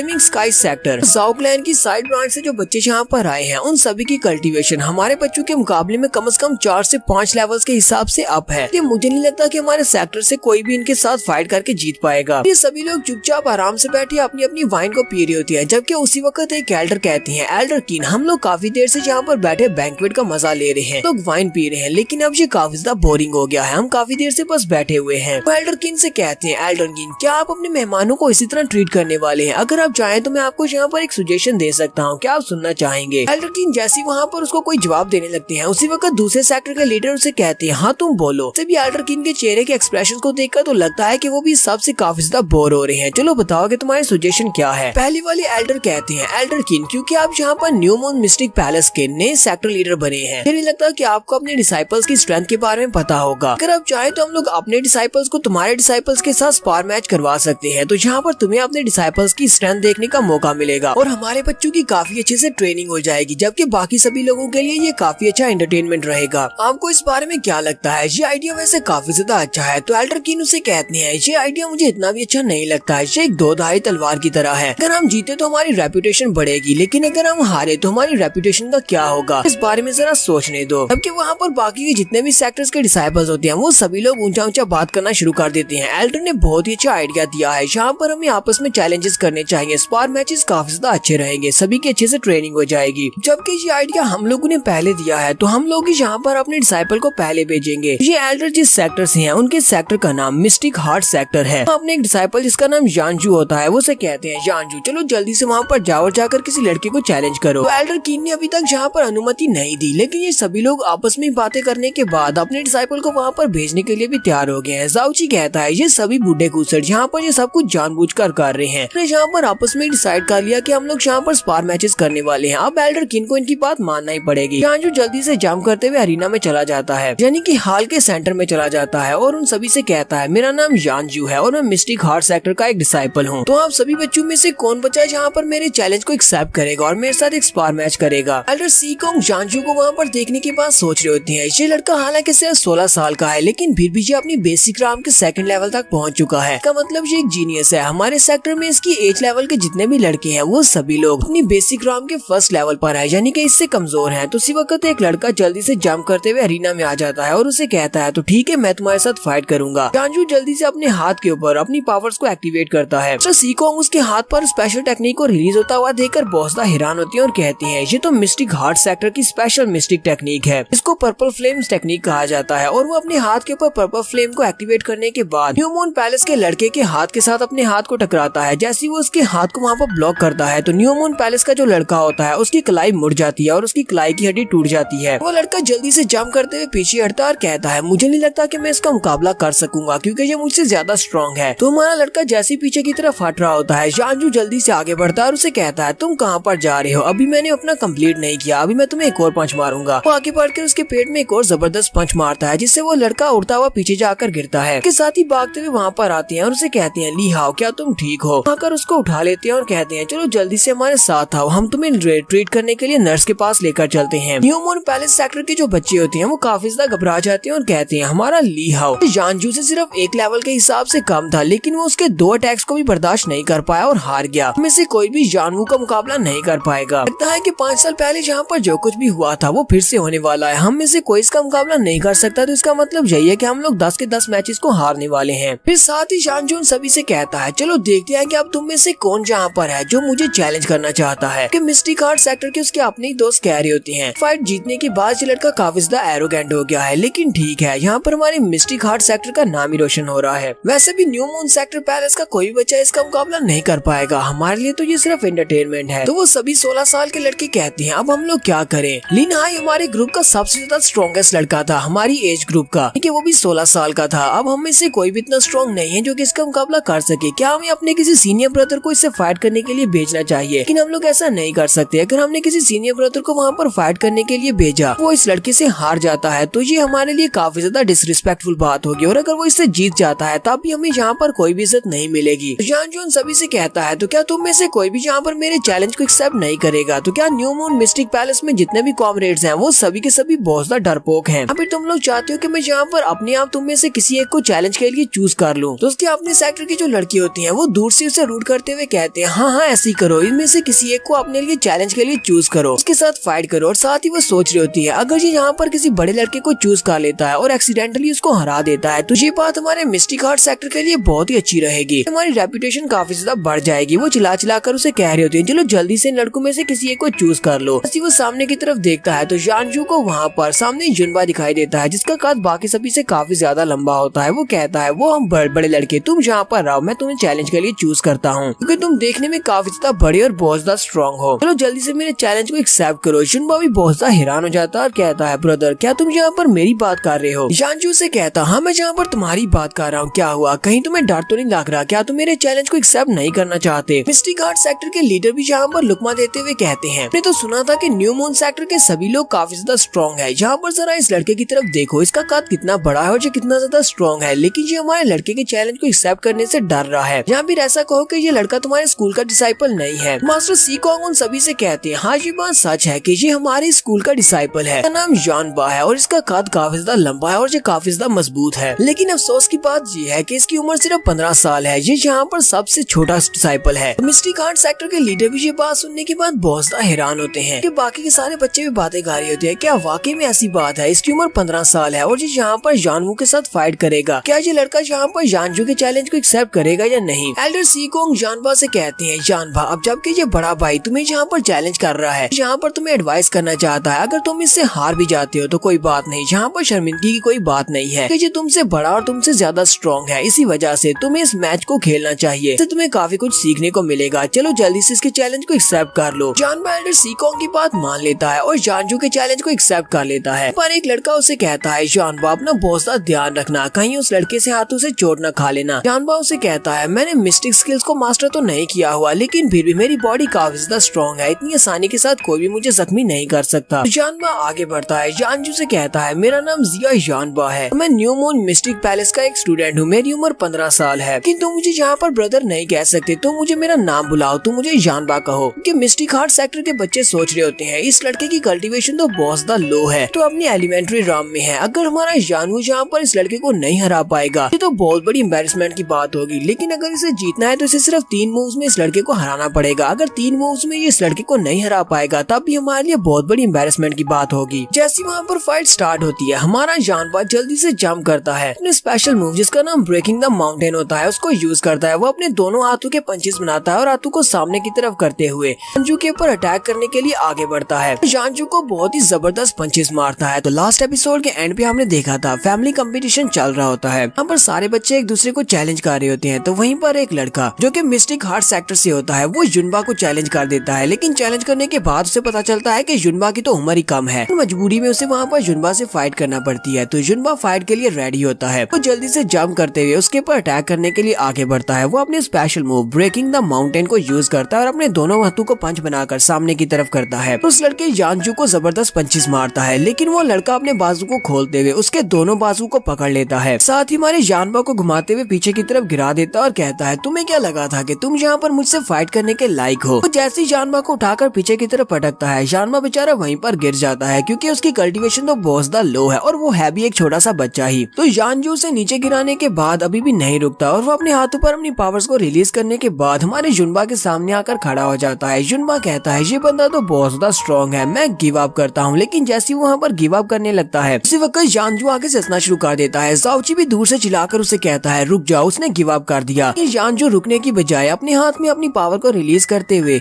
जुनबा के ऊपर अटैक कर देता है। जुनबा बेचारा वहाँ पर जोर जोर से चिल्लाना शुरू कर देता है। जाओची जल्दी से जंप करते हुए जुनबा के पास आ जाता है और उसे कहता है क्या तुम ठीक हो? फिर साथ ही जाओची जानजू से कहता है ये तुमने क्या किया? तुम्हें पता है कि ये सिर्फ एक फ्रेंडली मैच है, इसलिए तुम्हें यहाँ पर रुक जाना चाहिए था, जब तुम्हें पहले से पता है कि तुम इस लड़के के सामने जीत चुके हो और ऊपर से इसने गिव अप भी कहा था, इसने कहा था कि ये इस फाइट को नहीं जीत सकता, इसने अपनी हार मान ली थी, फिर तुमने इसके ऊपर अटैक करके इसको इतना ज्यादा जख्मी क्यों कर दिया? जानजू जाओची से कहता है चलो ठीक है मान लेते हैं कि इसने गिव अप करने का कहा, इसने हार मान ली, कम से कम इसे हार मानने के बारे में ऊंची आवाज में कहना चाहिए था, तो किस तरह इसको काउंट नहीं कर सकते? अगर ये यहाँ पर हार मानने के बारे में ऊंची आवाज में नहीं कह सकता तो फिर तो ये सिर्फ एक कचरा है, इसे जिंदा रहने का कोई हक नहीं है। इसे मेरा पंच खाने से पहले ये बात बोलनी चाहिए थी, ऊंची आवाज में इसे कहना चाहिए था कि इसने हार मान ली है। क्या किसी ने इसकी आवाज को सुना था? वो अपने साथियों से कहता है क्या तुम लोगों ने इसकी आवाज सुनी थी कि इसने कहा था कि इसे गिव अप कर रहा है? क्या अपने सेक्टर के लड़के कहते हैं नहीं हमने तो इसकी आवाज नहीं सुनी। सुनी, हमें इसकी आवाज आई ही नहीं कि इसने यहाँ पर हार मानने के बारे में कहा हो कि वो सारे के सारे यहाँ पर एंटरटेनमेंट के लिए खड़े हैं, इसी वजह से वो उसी का साथ दे रहे होते हैं। वो जानजू से कह रहे होते हैं हमने इसकी आवाज नहीं सुनी, इसी लड़के की गलती है। जाओची अपने साले साहब को उठा लेता है और ज़ोरू से कहता है क्या तुम मेरे लिए इसका ख्याल रखोगी। वो उसे लेकर साइड पर चली जाती है। जबकि उसके जाने के बाद हमारा जाओची पीछे की तरफ मुड़ता है और उस लड़के से कहता है जानजू तो तुम में से किसी ने भी इसको गिव अप कहते हुए नहीं सुना, तो तुम लोगों ने नहीं सुना कि इसने कहा था कि इसने हार मान ली। फिर साथ ही जाओची उसे कहता है तो अपनी इस बात को याद रखना कि अगला चैलेंजर मैं हूँ, मैं जहाँ पर तुम्हें चैलेंज करने वाला हूँ, चलो मुझसे फाइट करो। वो सभी लोग इस बारे में काफी ज्यादा हैरान होते हैं क्योंकि यहाँ के सेक्टर के लोगों ने भी इस लड़के को पहली बार देखा है। जाओची अभी नया नया यहाँ पर आया है तो कहते हैं ये लड़का कौन है, इसकी उम्र 16 साल है और ये अभी से अपनी एलिमेंट्री राम के फर्स्ट लेवल पर है। मास्टर सी कॉन्ग उन सभी को बताते हैं ये हमारे स्कूल का एक डिसाइपल है, इसने आज ही हमारे स्कूल को ज्वाइन किया है, ये मेरा एक बहुत ही पुराने दोस्त का ग्रैंडसन है। मास्टर सी कॉन्ग भी इसी बारे में सोच रहे थे। मास्टर सी कॉन्ग कहते हैं पहले नंबर पर हमारी अकेडमी के जिस लड़के ने जानजू के साथ फाइट करने की कोशिश की थी वो सिर्फ एक ही पंच में हार गया था और उस लड़के ली हाओ की पावर भी इससे ज्यादा थी, यानी उसके पास मिस्टिक पावर युंची से ज्यादा थी। तो क्या युंची यहाँ पर इसको हरा पाएगा? अगर इसके साथ यहाँ पर कुछ बुरा हो गया तो फिर मैं अपने दोस्त को क्या जवाब दूंगा? युनबा उससे कह रहा होता है जीजा जी बहुत सा ध्यान रखना, ये लड़का काफी ज्यादा स्ट्रॉन्ग है। जानजू जाओची से कहता है कि तुम इस बड़े से कचरे के जानने वाले हो या फिर इसके दोस्त हो, तुम जहाँ पर इसकी वजह से मुझसे चैलेंज कर रहे हो। हमारी कल्टीवेशन एलिमेंट्री राम के फर्स्ट लेवल पर है लेकिन तुम्हारी क्वालिफिकेशंस इतनी ज्यादा नहीं है कि तुम मुझसे फाइट कर सको कि मैं तुम्हारे चैलेंज को जरूर एक्सेप्ट करूंगा। सिर्फ 5 मूव्स में मैं तुम्हें दिखाऊंगा कि तुम्हारी हालत भी इसी लड़के के जैसी हो जाएगी। कि मिस्टिक आर्ट सेक्टर के लड़के उसे कहते हैं हमें तो लगता है कि सिर्फ 3 मूव्स में इसका काम हो जाएगा, सिर्फ 3 मूव्स काफी हैं इस जैसे कचरे को हराने के लिए, क्योंकि अगर तुम इसके ऊपर 5 बार स्ट्राइक करोगे तो ये तो मर जाएगा। जानजू जल्दी से पीछे की तरफ घूम जाता है और उन सारे लड़कों की बातें सुन रहा था जबकि युंची उसके पीछे खड़ा होता है। वो उसे कहता है तो तुम्हारा नाम युंची है। जानजू जहाँ पर एक्शन मारने की कोशिश कर रहा है वो दूसरी तरफ मुंह करके खड़ा होता है और उसे कहता है तुम वहाँ पर बेवकूफ की तरह खड़े क्यों हो, चलो जल्दी से यहाँ पर आओ और पहले मेरे पर अटैक करो, क्योंकि बाद में ये मत कहना कि मैंने तुम्हें बुली किया है, क्योंकि अगर यहाँ पर पहले मैं तुम्हारे पर अटैक करूंगा तो तुम्हें मेरे पर अटैक करने का मौका ही नहीं मिलेगा। जैसे वो थोड़ा सा पीछे की तरफ मुड़ता है और युंची की तरफ देखने लगता है उसी वक्त हमारा जाओची बड़ी स्पीड से आगे बढ़ता है कि मुंह पर एक जबरदस्त थप्पड़ मारता है। सिर्फ एक ही थप्पड़ से वो लड़का नीचे गिर जाता है। जाओची उसे कहता है तो ये मेरा फर्स्ट मूव था, बाकी 4 मूव बचे हैं। बाकी के सभी लोग मुझे देखकर बहुत ज्यादा हैरान होते हैं और कहते हैं ऐसा कैसे हो सकता है। एल्डर किन भी इस बात से काफी ज्यादा हैरान होते हैं और मास्टर सी कॉन्ग से कहते हैं एल्डर सी कॉन्ग क्या तुमने देखा इस लड़के ने अभी अभी एक मूवमेंट टेक्निक को यूज किया, क्या तुमने इस टेक्निक के बारे में पहले कभी सुना है? इसने कौन सी मूवमेंट टेक्निक को यूज किया है? मास्टर सी कॉन्ग कहते हैं नहीं मैंने पहले कभी इस तरह की मूवमेंट टेक्निक को नहीं देखा। जाओची ने यहाँ पर ब्रोकन गॉड शैडो टेक्निक को यूज किया है। जानजू जो कि काफी ज्यादा इंसल्टेड हो चुका है वो उठकर जाओची से कहता है मैंने तुम्हें जानबूझकर अपने आप को हिट करने दिया कि यहाँ पर तुम्हारी इन सभी के सामने इंसल्ट ना हो। जाओची कह रहा था तुम तो एक बहुत बड़े बेवकूफ हो। जानजू जल्दी से अपनी पावर्स को रिलीज करता है और जाओची के ऊपर अटैक करने के लिए आगे बढ़ता है और कहता है अब मैं तुम्हें नहीं छोड़ूंगा, मैं तुम्हें मार डालूंगा। और बड़ी स्पीड के साथ जैसे जाओची को पंच मारता है उसी वक्त जाओची फिर से अपनी ब्रोकन शैडो टेक्निक को यूज करते हुए सामने से गायब होकर साइड पर चला जाता है। इससे तो जानजू भी काफी ज्यादा हैरान होता है कि वो कहाँ पर चला गया था। जाओची साइड पर हटने के बाद उसे एक जबरदस्त किक मारता है जिससे वो फिर से पीछे की तरफ गिर जाता है। जाओची उसे कहता है तुझे मेरा सेकंड मूव था, पीछे 3 मूव्स बचे हैं। देखने वाले काफी ज्यादा एक्साइटेड हो जाते हैं और कहते हैं ये तो वाकई में बहुत ज्यादा स्पेशल फाइट है। इस लड़के की मूवमेंट्स टेक्निक काफी ज्यादा अच्छी है और ऊपर से इसकी स्ट्राइक्स भी काफी ज्यादा पावरफुल है। और सभी लोग जानजू का मजाक उड़ाना शुरू कर देते हैं और कहते हैं पहली बार इसने उसके चेहरे पर थप्पड़ मारा था जिसकी वजह से चेहरे की एक साइड सूज गई और वो लाल हो गई बिल्कुल एक बंदर के पिछवाड़े की तरह। और अब उसने दूसरी साइड के ऊपर उसे किक मारी, अब उसकी दूसरी साइड भी फूल गई है। जानजू काफी ज्यादा घबराया हुआ होता है और कहता है जब मैं उसे पंच मारने के लिए आगे बढ़ा था वो मेरे सामने खड़ा था, फिर वो अचानक से मेरी दाईं साइड पर कैसे आ गया? लगता है कि यहाँ पर किसी किस्म की बॉडी मूवमेंट टेक्निक को यूज कर रहा है। और ऐसा कैसे हो सकता है? इस लड़की के पास इतनी ज्यादा स्पेशल मूवमेंट टेक्निक कैसे हो सकती है? जाओची आगे बढ़ता है और उसे कॉलर से पकड़कर उठा लेता है और उसे कहता है तुमने तो कहा था तुम्हें सिर्फ 5 मूव्स चाहिए, तुम सिर्फ 5 मूव्स में मुझको हरा दोगे, लेकिन अभी तक तो मेरे सिर्फ 2 ही मूव्स हुए हैं, अभी मेरे 3 मूव्स बाकी हैं। तो जानजू अभी भी हार मानने को तैयार नहीं है। वो जाओची से कहता है युंची तुमने जहाँ पर सभी लोगों के सामने मुझे बहुत ज्यादा शर्मिंदा कर दिया, पहली बार मेरी जिंदगी में किसी से इतनी बुरी तरह से हार रहा हूँ, मैं तुम्हें नहीं छोड़ूंगा, अगले मूव के साथ मैं तुम्हें मार डालूंगा। जबकि हमारा जाओची वहीं पर खड़े खड़े उसके मुंह के ऊपर फिर से एक थप्पड़ मारता है। उसे कहता है तो मेरे 3 मूव हो गए, अब सिर्फ 2 बचे हैं। जानजू और भी ज्यादा गुस्सा आ जाता है और उसे कहता है अब तो तुम बिल्कुल भी नहीं बचोगे, अब मैं तुम्हें नहीं छोड़ूंगा। तू अपनी पावर्स को रिलीज करने लगता है। जाओची फिर से उसके मुंह के ऊपर एक और थप्पड़ मारता है और उसे कहता है तुझे मेरे 4 मूव्स हो गए। इस बार जानजू अपने पंचेस के ऊपर अपनी फ्लेम्स को रिलीज करते हुए सामने की तरफ पंचेस का बैराज करता है। वो बहुत सारे पंचेस मारता है। इसी वक्त ज़ोरू चिल्लाकर आकर जाउची से कहती है, जाउची बहुत ज्यादा होशियार रहना, ये इनकी फैमिली की सबसे स्पेशल टेक्निक है। इस टेक्निक को पर्पल सन 1000 फैंटम हैंड्स कहा जाता है। ये एक परफॉर्म लेवल की टेक्निक है। अगर तुमने अपने आप को इस टेक्निक से नहीं बचाया तो ये तुम्हारे हार्ट को डिस्ट्रॉय कर देगा। जाउची उसकी पाम्स की तरफ ही देख रहा होता है और जाउची उसकी टेक्निक को वहाँ पर क्रैक कर लेता है। जाउची कहता है तो इसको क्रैक करना तो काफी ज्यादा आसान है। ऐसे वो उसके ऊपर पाम से अटैक कर रहा होता है। उसी वक्त हमारा जाउची उसके अटैक को अवॉइड करते हुए आगे की तरफ बढ़ता है। जानजू को भी समझ आ जाती है कि अब वो जीत नहीं पाएगा। वो जाउची से कहता है, ठीक है मैं सरेंडर करता हूँ। जाउची उसकी बात को इग्नोर करते हुए उसे एक जबरदस्त किक मारता है, जिससे वो उड़ता हुआ पीछे वाली दीवार के साथ जाकर टकराता है। वक्त मिस्टिक हार्ट सेक्टर का एक और लड़का चिल्लाकर उसे कहता है, ये तुम क्या कर रहे हो, तुमने सुना नहीं उसने कहा कि उसने सरेंडर कर दिया, फिर भी तुमने उसके ऊपर अटैक क्यों किया, तो बहुत ज्यादा जालिम हो, क्या तुम एक इंसान भी हो।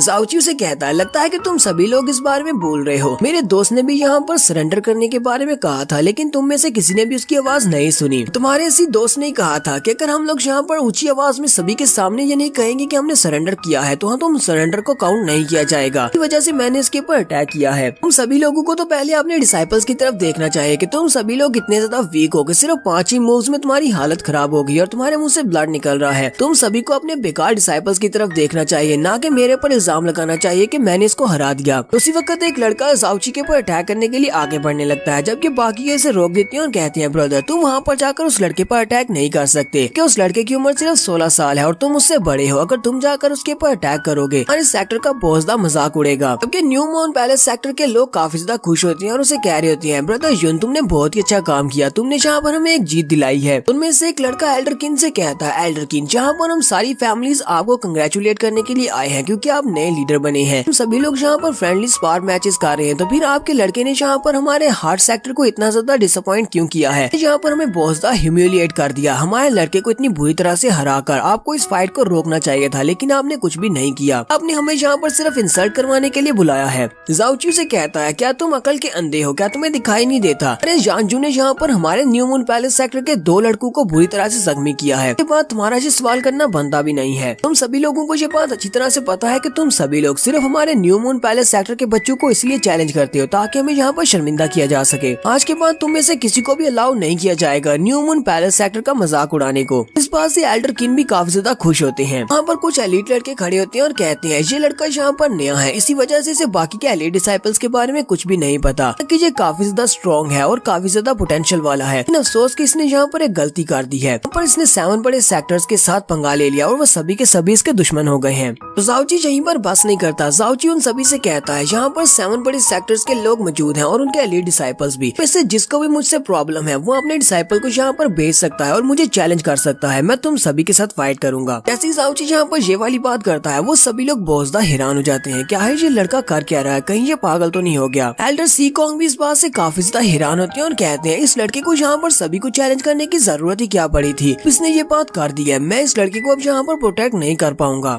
तो लास्ट एपिसोड के एंड पे हमने देखा था जाउची वहाँ पर 7 सेक्टर्स के सभी लोगों से कहता है, तुम में से जितने भी एलीट डिसाइपल्स हैं मैं तुम सभी को चैलेंज करता हूँ, तुम में से कोई भी यहाँ पर आकर मुझसे फाइट कर सकता है। तो जाउची की इस बात से वो सभी लोग बहुत ज्यादा हैरान होते हैं, स्पेशली मास्टर सीकोंग। मास्टर सीकोंग सोच रहे होते हैं, आखिर इस लड़के ने इतनी बड़ी बेवकूफी कैसे कर दी, यहाँ पर इन सभी को कैसे चैलेंज कर सकता है, अब तो मैं भी इस लड़के को यहाँ पर नहीं बचा पाऊंगा। तो उसी वक्त एक लड़का जिसका नाम जैनविंग होता है वो बड़ी स्पीड से अरीना में आ जाता है, यानी कि मेन हॉल में आ जाता है जाउची के सामने और उसे कहता है, अरे जैसा लड़का जो कि अपनी एलिमेंट्री परफॉर्म ड्राम के फर्स्ट लेवल पर है, उसने यहाँ पर यांजू को क्या हरा दिया और इतना ज्यादा एरोगेंट हो गया है कि यहाँ पर सभी को चैलेंज कर रहा है। क्या तुम्हें लगता है कि हम सभी लोग बेकार हैं और तुमसे फाइट नहीं कर सकते? मैं यहाँ पर तुम्हें सबक सिखाने के लिए आया हूँ। मेरा नाम जैनमिंग है और मेरी उम्र 16 साल है। क्लाउडी सन सेक्टर का एक डिसाइपल हूँ। इस नाम को अच्छे से याद रखना। मैं ही वो लड़का हूँ जो तुम्हें यहाँ पर हराने वाला है। साथ ही वो जिस स्पेशल टेक्निक को यूज कर रहा होता है वो फायर टाइप की टेक्निक होती है। जाउची कहता है, ये लड़का तो फायर टाइप की टेक्निक को यूज कर रहा है, इसे तो पता ही नहीं है फायर के खिलाफ मुझे कंप्लीट इम्यूनिटी हासिल है। ये लड़का तो पक्का मुझसे हारने वाला है। तो सभी लोग जैनमिंग के बारे में बताना स्टार्ट करते हैं कि जैनमिंग कौन है। वो लोग कहते हैं ये क्लाउडी सन सेक्टर का एक डिसाइपल है, बहुत ही टैलेंटेड लड़का है। क्लाउडी सन सेक्टर की यंगर जनरेशन की टॉप 5 रैंकिंग में इस लड़के का नाम आता है। ये इतना ज्यादा जीनियस है क्योंकि ये अपनी एलिमेंट्री परफॉर्म ड्राम के 3rd लेवल तक पहुंच चुका है, जबकि इसकी उम्र सिर्फ 16 साल है। सिर्फ इतना ही नहीं बल्कि इसने क्लाउडी सन सेक्टर की स्पेशल टेक्निक जिसका नाम बर्निंग आर्ट है इसको भी मास्टर किया हुआ है। कुछ न कुछ इसने सीखा हुआ है। जैनविंग हमारे जाओची से कहता है तो अपने इस अंकल जैनविंग का नाम याद रखना कि इस फाइट के दौरान ही मैं तुम्हें एक बहुत ही अच्छा सबक सिखाऊंगा, जिससे तुम्हें पता चलेगा कि जहाँ पर तुम एरोगेंसली बिहेव नहीं कर सकते, तुमसे भी कोई स्ट्रॉन्ग जहाँ पर है। जाओची उसे कहता है क्या तुम्हें वाकई में ऐसा लगता है? चलो देखते हैं। मुझे तो लगता है कि फाइट के एंड होने के बाद यहाँ पर ये वाला अंकल जाओची तुम्हें सबक सिखाने वाला है। जैनविंग जल्दी से अपने हाथ के ऊपर अपनी फायर को रिलीज करता है और जाओची से कहता है देर पहले फाइट करते हुए तुमने जिस मूवमेंट टेक्निक को यूज किया था उस मूवमेंट टेक्निक को प्रॉपर्ली यूज करना, कहीं ऐसा ना कि तुम्हें बाद में उस स्किल को यूज करने का मौका ही ना मिले। जहाँ पर अपनी फायर को यूज करते हुए फायर से चेन्स बनाता है। जैसे वहाँ पर अपनी फायर के साथ चेन बनाता है तो वहाँ पर एक लड़का हमें इस बारे में बताता है। वो कहता है ये क्लाउडी सन सेक्टर की एक स्पेशल आर्ट है जिसका नाम क्लाउडी सन चेन है और ये बहुत ज्यादा पावरफुल चेन होती है। इसको तोड़ना तो बहुत ज्यादा मुश्किल है। जब ये लोग इस चेन को यूज करती हैं तो कोई भी ऐसा बंदा जो कि अपनी एलिमेंट्री परफॉर्म ड्राम के 6 लेवल पर हो वो भी इस चेन को ब्लॉक नहीं कर सकता। इस वजह से जाओची की स्पीड ज्यादा होनी चाहिए ताकि वो उसके अटैक्स को अवॉइड कर सके। मास्टर सीकोंग भी काफी ज्यादा हैरान होते हैं और इसी बारे में सोच रहे होते हैं। एनमिंग तो वाकई में एक जीनियस है, इसने फायर क्लाउड चेन को मास्टर किया हुआ है। वाला मूव तो काफी ज्यादा स्पेशल मूव है। एनमिंग जब अपनी फायर क्लाउड चेन के साथ हमारे जाओची के ऊपर अटैक कर रहा होता है वो अपनी चेन को घुमाते हुए जाओची की तरफ उसको फेंकता है। हमारा जाओची अपने हाथ को आगे बढ़ाते हुए उसके चेन को अपने हाथ में पकड़ने लगता है, जबकि देखने वाले बहुत ज्यादा चौंक जाते हैं और कहते हैं ऐसा नहीं हो सकता। क्या ये लड़का युंजी पागल हो गया है? क्या ये उसकी चेन को अपने हाथ से पकड़ने की कोशिश कर रहा है? क्या ये हमारी नजरों का धोखा है या हम लोग सच में ये सब कुछ देख रहे हैं? जैनमिंग भी काफी ज्यादा खुश होता है और हंसते हुए कहता है तुम तो पागल हो गए हो। क्या तुम्हें लगता है कि तुम मेरी फायर चेन को इतनी आसानी से पकड़ सकते हो? तुम्हें अपना हाथ कटवाने का इतना ही शौक है तो फिर ठीक है, इस फायर चेन को पकड़ कर दिखाओ, देखते हैं कि तुम कितनी देर तक इसको पकड़ सकते हो। तुम्हारा हाथ तो इसके साथ टच होते ही जलकर खाक हो जाएगा। तो हमारा जाओची अपने हाथ को आगे बढ़ाता है और उसकी चेन को अपने हाथ में पकड़ लेता है, साथ ही अपनी मुट्ठी को बंद करते हुए उसकी फायर चेन को वहीं पर डिस्ट्रॉय कर देता है। इस बात से तो बाकी के सभी लोग भी बहुत ज्यादा हैरान हो जाते हैं। जबकि हमारा जाओची उस लड़के से कहता है जैनमिंग तुम्हें क्या लगा था कि तुम्हारी ये फायर क्लाउड चेन ये जहाँ पर मेरे हाथ को जला देगी, पर टेम्परेचर इतना ज्यादा नहीं है कि ये मेरे हाथ को जला सके। और साथ ही हमारा जाओची उसकी फायर चेन को डिस्पर्स कर देता है और हंसते हुए कहता है इस बेवकूफ को क्या पता है कि मेरे पास तो फायर की इम्यूनिटी है, कि मैंने ड्रैगन के पास से मिलने वाले इवल कार्ड के उस सीड को खाया था जिसकी वजह से मुझे फायर की पावर मिली थी और साथ ही मैं हर तरह की फायर को रेजिस्ट कर सकता हूँ। स्टिंग हार्ट सेक्टर के लड़के बहुत ज्यादा घबरा जाते हैं और चिल्लाकर कहते हैं ऐसा नहीं हो सकता, फायर क्लाउड सन सेक्टर वालों का ये स्पेशल मूव है। ये स्पेशल मूव जिसको फायर क्लाउड चेन कहा जाता है ये बहुत ज्यादा पावरफुल है। टेम्परेचर इतना ज्यादा है कि कोई भी इंसान अगर इसको छूने की कोशिश करेगा तो उसका हाथ वहीं पर जलकर खाक हो जाएगा। लेकिन जाओची ने इसको अपने हाथ से पकड़ लिया और साथ ही उसको वहाँ पर डिस्पर्स भी कर दिया। जबकि सन क्लाउड सेक्टर के मास्टर का खड़े हो जाते हैं और उन सभी से कहते हैं तुम सभी को यहाँ पर जैनमिंग के बारे में बात करने की जरूरत नहीं है। जैनमिंग सिर्फ एक आम सा स्टूडेंट है, हमारा कोई एलीट स्टूडेंट नहीं है। इसी वजह से इससे स्पेशल मूव के बारे में ज्यादा कुछ नहीं पता। का मूव बहुत ज्यादा कमजोर था, इसी वजह से जाओची ने उसके मूव को यहाँ पर टैकल कर लिया। अगर ये वाकई में हमारे सन क्लाउड की ओरिजिनल टेक्निक होती और कोई एक्सपर्ट से परफॉर्म कर रहा होता तो जाओची का हाथ अब तक जल चुका होता। बाकी के सभी भी लीडर की बात सुनने के बाद खामोश हो जाते हैं। जबकि हमारा जाओची जैनमिंग को गुस्सा दिलाने के लिए कहता है तुमने यहाँ पर जो भी ट्रिक्स दिखाई है वो सारी जाकर तुम्हें किसी सर्कस में दिखानी चाहिए। सर्कस में दिखाने पर तुम्हें कुछ पैसे मिल जाएंगे। तुम्हें लगता है कि यहाँ पर कोई मजाक चल रहा है, हम लोग यहाँ पर स्पार मैच कर रहे हैं और तुम यहाँ पर किस तरह की बेवकूफ वाली ट्रिक्स मुझे दिखा रहे हो। जैनमिंग उससे कहता है थोड़ी देर पहले मैंने तुम्हें जो स्पेशल मूव दिखाया था उसको मैंने अच्छे से मास्टर नहीं किया हुआ, लेकिन अब मैं तुम्हें अपने सेक्टर का स्पेशल मूव यहाँ पर दिखाने वाला हूँ। चलो जल्दी से रेडी हो जाओ। क्या लगता है कि तुम हमारे क्लाउडी सन सेक्टर के सामने टिक सकते हो? साथ ही वो एक और स्पेशल मूव जिसका नाम स्कॉचिंग फायर फिस्ट होता है उसको यूज करते हुए जाओची की तरफ एक फायर बॉल को फेंकता है। जबकि हमारा जाओची वहीं पर खड़े खड़े आप हाथ को सामने की तरफ करते हुए उसके फायर अटैक को वहीं पर ब्लॉक कर लेता है। जबकि क्लाउडी सन सेक्टर का एक स्टूडेंट अपने एल्डर से कहता है एल्डर हमारे सेक्टर का एक और मूव इसने ब्लॉक कर लिया या फिर इसने उस मूव को भी टैकल कर लिया, इस बारे में आप क्या कहेंगे? एल्डर उसे कहते हैं तुम्हें परेशान होने की जरूरत नहीं है, जैनमिंग बहुत ज्यादा कमजोर है और उसकी टेक्निक्स में बहुत ज्यादा फ्लॉज है, इसी वजह से वो यहाँ पर जाओची से हार रहा है। हमारे सेक्टर की सारी टेक्निक्स बहुत ज्यादा पावरफुल है। जबकि जैनमिंग सोच रहा होता है मेरी टेक्निक में कोई भी फ्लॉ नहीं था, मैंने अपनी फुल पावर के साथ और बिल्कुल सही तरीके के साथ अपनी टेक्निक को यूज किया था, लेकिन फिर भी इसने मेरी फायर चेन को वहाँ पर ब्लॉक कर दिया और डिस्पर्स कर दिया। ऐसा कैसे हो सकता है? ये अपने बेयर हैंड के साथ उस टेक्निक को कैसे ब्लॉक कर सकता है? जाओची जैनमिंग से कहता है हम लोग यहाँ पर आपस में स्पार मैच करने के लिए खड़े हैं, जबकि तुम यहाँ पर मुझे सर्कस की ट्रिक्स सिखा रहे हो। तुम ऐसा करके यहाँ पर सभी का टाइम वेस्ट कर रहे हो। जाओची पीछे की तरफ मुड़ जाता और कहता है मुझे तुमसे फाइट नहीं करनी क्योंकि तुम एक बेकार कचरे हो, इसके अलावा कुछ नहीं। जैनमिंग भी गुस्सा हो जाता है और जल्दी से जंप करते हुए पीछे वाली साइड से ही जाओची के ऊपर अटैक करने के लिए आगे बढ़ता है और कहता है तुम्हारी हिम्मत कैसे हुई यहाँ पर मेरा मजाक उड़ाने के बाद चुपचाप यहाँ से वापस जाने की? यहाँ पर रुको और मुझसे फाइट करो। और वो अपनी पर्पल फ्लेम के साथ जाओची के ऊपर अटैक करने लगता है, लेकिन हमारा जाओची वहीं से पीछे की तरफ घूमते हुए उसके मुंह पर एक जबरदस्त किक मारता है, जिससे यानमिंग उड़ता हुआ काफी दूर जाकर गिरता है। एल्डर जब देखते हैं कि वहाँ पर उनकी कोई भी फायर टेक्निक काम नहीं कर रही, वो जल्दी से उठकर खड़े हो जाते हैं और गुस्से के साथ यानमिंग से कहते हैं, तुम तो हमारे सेक्टर के नाम पर एक धब्बा हो, हमारे डिसाइपल होने के लायक नहीं हो, चलो जल्दी से यहाँ पर वापस आ जाओ, तुम्हारा मैच खत्म हो चुका है, मैं नहीं चाहता कि तुम हमारे क्लाउडी सन सेक्टर का और ज्यादा मजाक बनवाओ। जबकि यानमिंग उनसे कहता है, लेकिन एल्डर मैं अभी तक हारा नहीं हूँ। एल्डर गुस्से के साथ उसे कहती है, अपनी बकवास बंद करो, वापस जाकर ट्रेनिंग करो, अपनी टेक्निक्स को बेहतर करो, तुम्हारी टेक्निक्स में बहुत सारे फ्लॉज हैं, तो हमारा क्लाउडी सन सेक्टर एक लड़के से कैसे हार सकता है जो कि अपनी एलिमेंट्री रॉम के फर्स्ट लेवल पर हो। एल्डर उसे आराम से कहते हैं, चलो ठीक है, अब जल्दी से वापस आ जाओ, तुम्हारे साथ काफी बुरा हो चुका है, जाकर अपना पहले ट्रीटमेंट करवा लो, उसके बाद अपनी टेक्निक्स को बेहतर करना। जबकि यानमिंग वहीं पर खड़ा रोना शुरू कर देता है और कहता है कि मैं सच कह रहा हूँ, मेरी टेक्निक के अंदर कोई भी मिस्टेक नहीं थी, मैंने अपनी टेक्निक्स को बिल्कुल परफेक्टली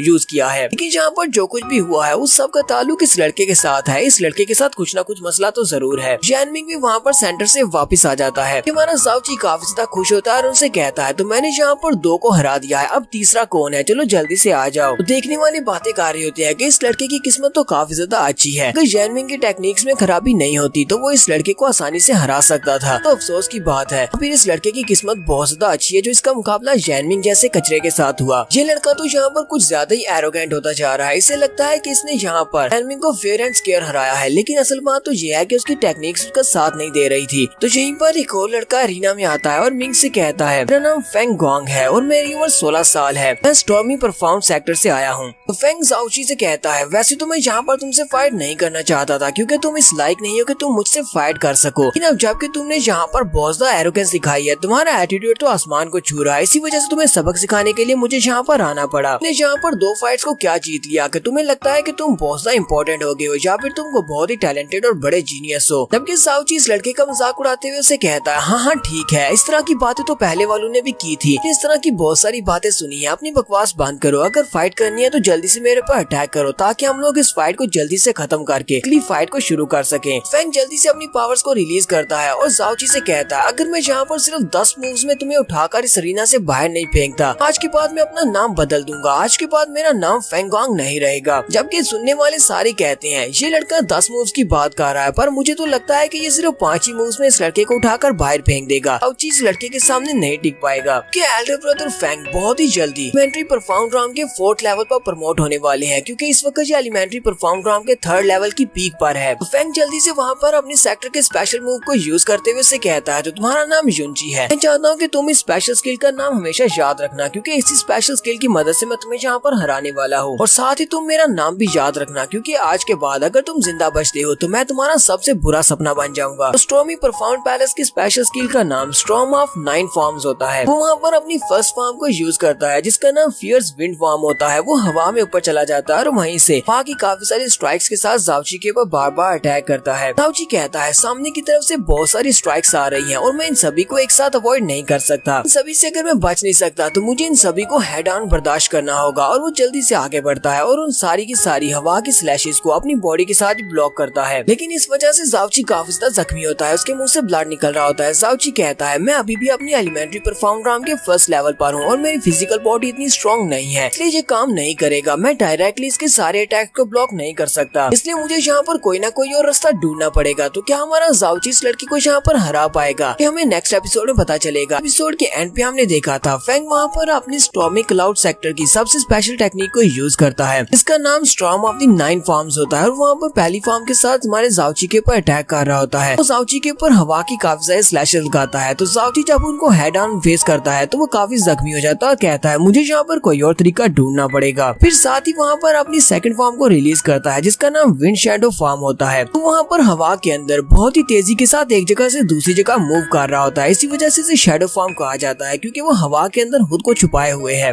किसी भी जगह से निकलकर जाओची के ऊपर अटैक कर सकता है। जाओची कहता है ये सिर्फ एक इल्यूजन है और उसकी रियल बॉडी यहीं कहीं पर इस स्टॉर्म के अंदर छुपी हो सकती है। जाओची वहीं पर खड़े खड़े सोच रहा होता है, अगर वो यहाँ पर कहीं पर छुपा होगा तो वो मेरी ब्लाइंड स्पॉट पर ही छुपा होगा ताकि मैं उसे आता हुआ देख न सकूं। जाओची हिसाब लगा लेता है कि वो कहाँ से अपीयर होगा। जाओची जल्दी से पीछे की तरफ घूमता और कहता है, अगर मेरा गेस ठीक है तो वो यहीं से अपीयर होगा। जैसे ही जाओची पीछे की तरफ घूमता है वक्त फेंग पीछे से निकलता है और उसे पंच मारने लगता है। जाओची कहता है, तो ये यहीं पर है। जबकि फेंग भी सोच रहा होता है, इस बात से क्या फर्क पड़ता है कि तुमने यहाँ पर देख लिया कि मैं कौन से एंगल पर तुम्हारे पर अटैक करने वाला हूँ। तुम्हारी किस्मत का फैसला तो पहले से हो चुका है। देखने वाले भी काफी ज्यादा हैरान हो जाते हैं और कहते हैं इस लड़के की हिम्मत की तो दाद देना पड़ेगी। ये लड़का यहाँ पर हेड ऑन फैंग के साथ फाइट कर रहा है। ऐसे लगता है कि वो सामने की तरफ से इसके अटैक को ब्लॉक कर पाएगा। ये लड़का यहाँ पर 10 गुना ज्यादा भी लकी हुआ पिछले मैच के मुकाबले में, तो इस बार ये यहाँ से इंटरनल इंजरीज लेकर ही पीछे हटेगा। फैंग काफी ज्यादा स्ट्रॉन्ग है। जब इन दोनों के पंचेस टकराएंगे जाओची इस फाइट में काफी ज्यादा जख्मी हो सकता है। लड़के को यहाँ पर अपनी एरोगेंस की सजा मिलने वाली है। हमारा जाओची जैसे उसके साथ पंच को टकराता है, उसी वक्त जाओची अपनी 7 मेरिडियंस जो कि इवल कार्ड की मेरिडियंस है, उनमें से पहली मेरिडियन को ओपन कर देता है, जिसको इवल कार्ड्स आर्ट की फर्स्ट राम या फिर फर्स्ट लेवल भी कहा जाता है। उसका नाम इवल सोल है। वो उसको ओपन कर देता है। तो हमारा जाओची जैसे वहाँ पर अपने इवल सोल गेट को ओपन करता है, यानी अपनी पहली मेरिडियन को ओपन करता है, तो उसकी स्ट्रेंथ बढ़ जाती है और वो बड़ी स्पीड से आगे बढ़ते हुए फैंग के पेट में एक जबरदस्त पंच मारता है। वो पंच इतना ज्यादा पावरफुल होता है, फैंग उड़ता हुआ काफी दूर जाकर गिरता है और अपने पेट पे हाथ रख के वहीं पर नीचे गिर जाता है और फैंग से कहता है ये बात वाकई में सच है कि मैं यहाँ पर कुछ ज्यादा ही एरोगेंटली बिहेव कर रहा हूँ। लेकिन असल बात तो ये है कि यहाँ पर एरोगेंटली बिहेव करने के लिए मेरे पास क्वालिफिकेशंस हैं, इसी वजह से मैं यहाँ पर इतना ज्यादा एरोगेंट हूँ। लेकिन तुम सभी लोग सिर्फ फेक बोस्टर्स हो। तुम सभी लोग यहाँ पर इतनी ज्यादा एरोगेंटली बिहेव नहीं कर सकते, जबकि तुम लोग मेरा एक पंच भी नहीं खा सकते। तुम्हारे जाओची ने यहाँ पर तीसरे कंटेस्टेंट को भी हरा दिया है। फिर साथ ही जाओची कहता है तुम में से अब आगे कौन आने वाला है। ज़ूरू और जुनबा वो दोनों भी ये सब कुछ देख रही होती हैं। ज़ूरू जुनबा से कहती है तुम्हारा जीजा तो वाकई में बहुत ज्यादा पावरफुल है, क्या तुम्हें पहले से इस बारे में पता था। जुनबा बहुत ज्यादा हैरान होता है और कहता है मुझे तो समझ ही नहीं आ रही, क्या ये वाकई में मेरे जीजा जी हैं। मेरा जीजा जी के पास तो मेरिडियंस ही नहीं थी, उनके पास कोई भी कल्टीवेशन नहीं थी और यहाँ पर ये तो छक्के पे छक्का मार रहे हैं। जबकि न्यू मून पैलेस के बाकी के एल्डर्स आगे बढ़ते हैं और मास्टर सीकोंग से कहते हैं मास्टर सीकोंग क्या वाकई में ये हमारे एक स्टूडेंट है, इसने न्यू मून पैलेस को ज्वाइन किया है और ये आपका डिसाइपल है, इसका मतलब ये हम सभी का भी डिसाइपल हुआ। तो यकीन नहीं होता कि आपको इतना अच्छा जीनियस मिला कहाँ से, इसने यहाँ पर इकट्ठे 3 बच्चों को हरा दिया है। मास्टर सीकोंग उनसे कहते हैं ये एक मेरे बहुत ही पुराने दोस्त का ग्रैंडसन है, इसके ग्रैंडपा ने इसे यहाँ पर मुझसे मिलने के लिए भेजा है। अब जबकि ये लड़का यहाँ पर है तो ये यहाँ पर ट्रेनिंग करना चाहता था, इसी वजह से मैंने इसे अपने पैलेस को ज्वाइन करवा दिया। वहाँ पर जितने बच्चे बचते हैं उनमें से एक आगे बढ़ने लगता है, जबकि उसका दोस्त उसको रोक लेता है और कहता है रुको तुम कहाँ पर जा रहे हो। पता नहीं है कि वो लड़का अपने से हाई लेवल के बच्चों को कितनी आसानी से हरा रहा है, अगर तुम वहाँ पर जाओगे तो तुम भी हार जाओगे, इससे हमारे सेक्टर का नाम खराब होगा। उसका साथी उसे कहता है लेकिन ये लड़का कुछ ज्यादा ही एरोगेंट है, हम में से किसी को तो ये सब कुछ करना पड़ेगा, हमें इसे चैलेंज करना ही पड़ेगा। तो वो सभी लोग आपस में इसी बारे में बात कर रहे होते हैं। अब कोई भी यहाँ पर हमारे जाओची से फाइट करने के लिए आगे नहीं बढ़ा। 16 साल की उम्र के ग्रुप में जितने भी एलीट डिसाइपल्स थे उनको तो इसने हरा दिया, बाकी के जो 16 साल के बचे हैं वो उन सभी से कम है, इसी वजह से वो आगे नहीं बढ़ रहे। यहाँ पर आयरन स्पीयर सेक्टर का यंग मास्टर आगे बढ़ता है और जाओची से कहता है मेरा नाम टाई हैंगजुंग है और मेरी उम्र 17 साल है, लेकिन मैं यहाँ पर तुम्हें चैलेंज करना चाहता हूँ। मैं तुम्हारे साथ एक स्पार मैच करना चाहता हूँ जो कि एक फ्रेंडली स्पार मैच होगा। उम्मीद करता हूँ कि तुम मेरे चैलेंज को एक्सेप्ट करोगे। हाँ मुझे पता है कि मेरी एज तुमसे ज्यादा है, इसी वजह से मैं यहाँ पर तुम्हें चैलेंज करने की क्वालिफिकेशंस तो नहीं रखता, लेकिन मैं चाहता हूँ कि तुम मेरे साथ स्पार मैच करो, ये मेरे लिए बहुत ही बड़ी ऑनर की बात होगी। ये लोग उसकी बात सुनने के बाद बहुत ज्यादा हैरान होते हैं और कहते हैं ये तो आयरन स्पीयर सेक्टर का टाई जोंग है, लेकिन यंग मास्टर टाई इस लड़के को यहाँ पर चैलेंज क्यों कर रहा है। तो यंग मास्टर टाई जाओची से कहता है अगर यहाँ पर मैं तुमसे हार जाता हूँ तो मैं तुमसे इस बात का बदला नहीं लूंगा। अगर तुम्हें लगता है कि मैं तुमसे ज्यादा स्ट्रॉन्ग हूँ और मेरी उम्र भी तुमसे ज्यादा है और तुम मुझे यहाँ पर चैलेंज नहीं करना चाहते तो तुम डायरेक्टली मुझे ये बात कह सकते हो, मैं दोबारा तुम्हें इसके लिए फोर्स नहीं करूंगा। क्योंकि देखने वाले सोच रहे होते हैं आयरन स्पीयर सेक्टर वाले तो मून पैलेस के काफी अच्छे दोस्त हैं, तो फिर यंग मास्टर टाई वहाँ पर क्या कर रहा है। जुनबा भी कहता है मुझे भी समझ नहीं आ रही कि ये हमारे सेक्टर के डिसाइपल को चैलेंज क्यों कर रहे हैं। जबकि यूरू से कहती है तुम्हें परेशान होने की जरूरत नहीं है, वो यंग मास्टर वहाँ पर बहुत ही सिंसियरली उसको चैलेंज कर रहा है, वो उसके साथ एक फ्रेंडली स्पार करना चाहता है, ना कि उसे चैलेंज कर रहा है। क्योंकि हमारा जाओची सोच रहा होता है टाई को देखकर तो लगता है कि ये एक नेचुरल वॉरियर है, अपने से ज्यादा स्ट्रॉन्ग बंदे को देखकर ये उसे चैलेंज करना चाहता है, इसी वजह से यहाँ पर मुझे चैलेंज कर रहा है, इसके अलावा इसकी कोई भी इंटेंशंस नहीं है। लगता है कि थोड़ी देर पहले जब मैंने यहाँ पर कुछ लड़कों से फाइट किया है तो उसकी वजह से काफी ज्यादा एक्साइटेड हो गया और ये मेरी स्ट्रेंथ को लिमिट को चेक करना चाहता है। तो जाओची उसकी तारीफ करते हुए कहता है ब्रदर टाई तुमने यहाँ पर मेरी कुछ ज्यादा ही तारीफ कर दी, मुझे पता है कि तुम हमारे आयरन स्पीयर सेक्टर के एक यंग मास्टर हो, हमारे एक बहुत ही ऑनर्ड गेस्ट हो, इतने सारे लोगों के सामने तुमने मेरी इतनी अच्छी तारीफ की है, इसका मतलब ये है कि तुम मेरे बारे में कुछ ज्यादा ही सोचते हो। ये मेरे लिए बहुत ही बड़ी ऑनर की बात होगी अगर मैं बिग ब्रदर टाई के चैलेंज को एक्सेप्ट करूँ और तुम्हारे साथ यहाँ पर एक स्पार मैच करूँ। ठीक है बिग ब्रदर, हम लोग यहाँ पर आपस में फाइट करते हैं। ब्रदर टाई उसे कहता है चलो ये तो अच्छा है कि तुमने मेरे चैलेंज को एक्सेप्ट कर लिया, लेकिन तुम पहले यहाँ पर 3 फाइट्स कर चुके हो जिसकी वजह से तुम्हारी मिस्टिक पावर काफी ज्यादा कम रह गई होगी। मैं चाहता हूँ कि तुम थोड़ी देर के लिए रेस्ट कर लो और अपनी मिस्टिक पावर्स को रिकवर कर लो, उसके बाद हम लोग आपस में फाइट करेंगे। जाओची उसे कहता है नहीं नहीं, मुझे यहाँ पर रेस्ट करने की जरूरत नहीं है, मेरे पास अभी काफी सारी मिस्टिक पावर है जो कि स्पेयर में पड़ी हुई है, इसी वजह से मैं तुम्हारे साथ यहाँ पर फाइट कर सकता हूँ। अपनी फाइट को यहाँ पर तुम्हारे साथ कंटिन्यू करना चाहूंगा क्योंकि उन तीनों फाइट्स को तो मैंने बहुत ही जल्दी खत्म कर दिया था। मैं तुम्हारे साथ वाली फाइट को एंजॉय करना चाहता हूँ। ब्रदर टाई जल्दी से अपने पास से अपने स्पेयर को निकाल लेता है और उसकी तारीफ करते हुए कहता है ब्रदर युनची, तुम तो वाकई में वैसे एरोगेंट नहीं हो जैसा कि मैंने पहली 3 फाइट्स में तुम्हें देखा है। तुम तो वाकई में एक बहुत ही ऑनर्ड पर्सन हो और तुम्हें पता है कि किसी को रिस्पेक्ट कैसे देनी है। इसका मतलब यह है कि मैं भी यहाँ पर तुम्हारे साथ अपनी फाइट को काफी एंजॉय कर सकता हूँ। ब्रदर टाई जाओची से कहता है तुम्हें एक बात बता दूं कि मेरा स्पेयर पहले भी किसी के साथ नहीं हारा। मेरा स्पेयर किसी अपोनेंट के सामने नहीं हारा जिसकी एज मुझसे कम हो और ये आज भी नहीं हारेगा। जल्दी से तुम भी अपने लिए अपने वेपन को चूज करो। जाओची से कहता है मैं किसी वेपन को यूज नहीं करता, मैं अपने हाथों को ही वेपन के तौर पर यूज करूंगा। और साथ ही जाओची फिर से अपने फर्स्ट गेट यानी कि इवल सोल गेट को ओपन करता है। वो दोनों ही यहाँ पर आपस में फाइट करना स्टार्ट करते हैं। ब्रदर टाई अपने स्पेयर को बड़ी स्पीड के साथ घुमाते हुए जाओची के ऊपर अटैक करता है, जबकि जाओची बड़ी स्पीड के साथ उसके अटैक्स को अवॉइड कर रहा होता है। यहीं पर ब्रदर टाई डायरेक्ट अटैक करता है। वो अपने भाले को सामने की तरफ पियर्स करता है, जबकि हमारा जाओची ब्रोकन गार्ड शैडो टेक्निक को यूज करते हुए स्पीड से साइड पर हटता है। ब्रदर टाई वहीं पर भी उसके ऊपर अटैक कर देता है। जाओची कहता है लगता है कि इस बार मैं इस अटैक को टाइम पर डॉज नहीं कर पाऊंगा, इसे ब्लॉक करना पड़ेगा। और वो अपने बाजू को सामने करते हुए उसके स्पीयर के अटैक को हाइड एंड ब्लॉक करता है। जाओची उसे कहता है ब्रदर टाई तुम्हारी स्पीयर टेक्निक काफी ज्यादा अच्छी है और तुम्हारी स्पीयर की पावर भी बहुत ज्यादा है। ब्रदर टाई भी यहाँ पर अपनी स्पेशल स्किल जिसका नाम फ्लड ड्रैगन ब्रेकिंग क्लाउड होता है उसको यूज करता है। उसके बाले के अंदर से काफी सारी एनर्जी निकलती है। देखने वाले बहुत ज्यादा हैरान होते हैं कि यहाँ पर हो क्या रहा है। ये दोनों यहाँ पर इक्वल फुटिंग में फाइट कर रहे हैं। एक तरफ यंग मास्टर टाई है जबकि दूसरी तरफ जाओची है। दोनों की पावर लेवल तकरीबन सेम ही लग रही है। दोनों एक दूसरे की बराबरी पर कैसे फाइट कर सकते हैं। ये फाइट तो वाकई में बहुत ज्यादा अमेजिंग है। लड़का जो कि यंग मास्टर टाई से 1 साल छोटा है और अपनी एलिमेंट्री परफॉर्म ग्राउंड के फर्स्ट लेवल पर है, लेकिन वो भी यहाँ पर ब्रदर टाई को टक्कर दे रहा है। वहाँ पर फाइट के दौरान एक जबरदस्त धमाका होता है उन दोनों की एनर्जीज के टकराने की वजह से। तो टाई युनची से कहता है तुमसे फाइट करने का फैसला मेरा बिल्कुल दुरुस्त फैसला था। तुमसे फाइट करके मुझे बहुत ज्यादा मजा आ रहा है। हालांकि मुझे लगा था कि तुम्हें आसानी से हरा दूंगा, लेकिन तुम्हें हराना काफी ज्यादा मुश्किल है। कि हमारा जाओची से कहता है ब्रदर टाई अब कि हम दोनों यहाँ पर काफी बार एक दूसरे के ऊपर अटैक कर चुके हैं, एक दूसरे के ऊपर पंचेस टकराने से कुछ भी नहीं होने वाला। हमने सैकड़ों बार चेक कर लिया है और हम दोनों में से कोई भी विनर डिसाइड नहीं हो पा रहा। ना ही मैं यहाँ पर तुम्हें कम्प्लीटली हरा पाऊंगा क्योंकि मैं तुम्हें मार तो नहीं सकता, तुम मुझसे ज्यादा स्ट्रॉन्ग हो। तो फिर हम लोग यहाँ पर विनर को डिसाइड कैसे करेंगे, हम में से कौन विनर बनेगा। ब्रदर टाई युनची से कहता है युनची भी यही ख्वाहिश है कि तुम यहाँ पर मुझे हरा दो। मैं देखना चाहता हूँ कि तुम मुझे यहाँ पर कैसे हराओगे। पहले से ज्यादा एक्साइटेड हो चुका हूँ, अब मैं जरा भी हेल्ड बैक नहीं करूंगा। मैं भी अपनी फुल स्ट्रेंथ को रिलीज करने वाला हूँ। जाओची उसे कहता है हाँ क्यों नहीं, तुम्हें अपनी फुल स्ट्रेंथ को यूज करना चाहिए। ब्रदर टाई बड़ी स्पीड के साथ फिर से आगे बढ़ता है और अपनी एनर्जी के साथ एक बड़ा सा ड्रैगन बना लेता है और अपने भाले को जाओची के ऊपर मारता है। ब्रदर टाई के स्पेशल मूव का नाम dragon of the rising sun होता है, क्योंकि स्पीयर सेक्टर वालों का सबसे ज्यादा पावरफुल मूव है। जब ब्रदर टाई उसके ऊपर अपने भाले से अटैक करता है तो जाओची अपने हाथों को सामने की तरफ करते हुए उसके अटैक को वहाँ पर ब्लॉक करने की कोशिश करता है। भी लोग देखकर बहुत ज्यादा हैरान होते हैं और कहते हैं ये लड़का वाकई में पागल हो गया है। ब्रदर टाई के सबसे ज्यादा पावरफुल अटैक को यहाँ पर ब्लॉक करने के बारे में सोच रहा है। इस लड़की को तो इसको डॉज करना चाहिए। वो सभी लोग चिल्लाकर उसे कहते हैं जल्दी से डॉज करो। लेकिन हमारा जाओची काफी ज्यादा कॉन्फिडेंट होता है और वो अपने बाजू को सामने करते हुए उसके अटैक को वहाँ पर ब्लॉक करता है। वहाँ पर एक जबरदस्त धमाका होता है। वहाँ हटने के बाद दिखाते हैं जाओची वहाँ पर सही सलामत खड़ा होता है। जाओची उस अटैक को ब्लॉक करने के बाद ब्रदर टाई से कहता है लगता है कि मैंने इस फाइट को जीत लिया है क्योंकि तुम्हारे सबसे ज्यादा पावरफुल मूव को मैंने ब्लॉक किया, इसका मतलब मैं जीत चुका हूँ। ब्रदर टाई जाओची से कहता है ठीक है, मैं अपनी हार को एक्सेप्ट करता हूँ क्योंकि तुमने मेरे अटैक को ब्लॉक कर लिया। इसका मतलब यह है कि मैं तुमसे हार चुका हूँ। साथ ही मैं तुमसे रिक्वेस्ट करता हूँ कि तुम मेरे दोस्त बन जाओ। क्या तुम मेरे दोस्त बनना चाहोगे? जाओची से कहता है अब जबकि तुमने मेरे साथ इतनी अच्छे से बात की है, मुझे यहाँ पर ये कहने की जरूरत भी नहीं है, हम दोनों पहले से ही दोस्त बन चुके हैं। हमारा जाओची ब्रदर टाई से अपनी फाइट को जीत जाता है। टाई भी वहाँ पर अपनी हार को मान लेता है, फिर अपने फादर के पास जाकर कहता है फादर मैं इस फाइट को हार चुका हूँ, लेकिन मुझे इस बात का जरा भी अफसोस नहीं है कि मैंने इस फाइट को क्यों हारा। मैं काफी ज्यादा खुश हूँ। फादर उसे कहते हैं बच्चे तुम्हारी इम्प्रूवमेंट काफी ज्यादा अच्छी है, तुम काफी ज्यादा बेहतर हो चुके हो और इस लड़की के साथ फाइट करके तुम्हें काफी कुछ सीखने को मिला होगा। यहाँ पर इस लड़के से अगर इस फाइट को हारे हो तो इसका मतलब ये नहीं है कि तुम काफी ज्यादा कमजोर हो, इसका मतलब ये है कि ये लड़का तुमसे ज्यादा स्ट्रॉन्ग है और फ्यूचर में एक हिडन ड्रैगन की तरह बाहर निकलेगा, राइज करेगा और न्यू मून सिटी में नाम बहुत ज्यादा होने वाला है क्योंकि ये एक जीनियस है। साथ ही उसके फादर कहते हैं ये लड़का एक जीनियस है और इसका टैलेंट भी काफी ज्यादा अच्छा है, लेकिन इस लड़के ने यहाँ पर एक बहुत बड़ी गलती कर दी। इसने 7 बड़े सेक्टर्स के बच्चों को ललकारा है जिसकी वजह से वो सभी अब इसके दुश्मन बन जाएंगे। जाएंगे। ये बात तुम्हें भी पता है कि 7 बड़े सेक्टर्स के लोग इसके खिलाफ हैं, तो क्या तुम फिर भी इस लड़के का दोस्त बनना चाहोगे? तो टाई अपने फादर से कहता है, हाँ फादर, मैं फिर भी इसका दोस्त बनना चाहता हूँ। कि फादर उसे कहते हैं, चलो ये बात तो बहुत ज्यादा अच्छी है, तुमने बहुत ही अच्छी बात की, तुम तो वाकई में एक मर्द कहलाने के लायक हो। ठीक है, मुझे तुम्हारे पर बहुत ज्यादा फख्र है, तुम इसके दोस्त बन सकते हो। ज़ोरो और युनबा दोनों ये देखकर बहुत ज्यादा हैरान होते हैं। ज़ोरो कहती है, तो इसे तो यहाँ पर एक दोस्त मिल गया है, इसने आयरन स्पीयर सेक्टर के यंग मास्टर को अपना दोस्त बना लिया और ये अभी सिर्फ अपनी एलिमेंट्री परफॉर्म राउंड के फर्स्ट लेवल पर है। युनबा भी कहता है, मुझे तो बिल्कुल भी यकीन नहीं हो रहा कि ये मेरे ही जीजा जी हैं। जबकि यहीं पर मूरोंग को भी दिखाते हैं। मूरोंग वहीं पर खड़े खड़े बहुत ज्यादा गुस्सा हो रहा है। मूरोंग कहता है, ये सिर्फ अपनी एलिमेंट्री परफॉर्म राउंड के फर्स्ट लेवल पर है और यहाँ पर इसने 3 फाइट्स को जीतकर लाइमलाइट को मुझसे छीन लिया, बल्कि यहाँ पर तो फाइट्स को मुझे जीतना चाहिए था। अब मुझे बहुत ज्यादा जेलसी हो रही है। और ऊपर से ज़ोरो की तरफ देखो, ज़ोरो इस लड़के की तरफ इस तरह घूर घूर कर क्यों देख रही है? लगता है कि उसे भी इस लड़के में काफी ज्यादा इंटरेस्ट है। जरा मेरा वक्त आने दो, उसके बाद मैं इस लड़के को बताऊंगा कि न्यू मून पैलेस सेक्टर का लीडर कौन है। ज़ाओ जी उन सभी लोगों से कहता है, ब्रदर टाई को मैंने यहाँ पर हराया है, तो इसका मतलब यहाँ पर टोटल 4 हो चुके हैं, तो अब तुम में से आगे कौन आने वाला है? वो सारे बच्चे उसकी बात सुनने के बाद कहते हैं, ये तो कुछ ज्यादा ही एरोगेंट है, ये यहाँ पर फिर से कह रहा है कि कोई इसे चैलेंज करे। तो वहीं पर एक लड़का बैठा होता है, वो उसे कहता है,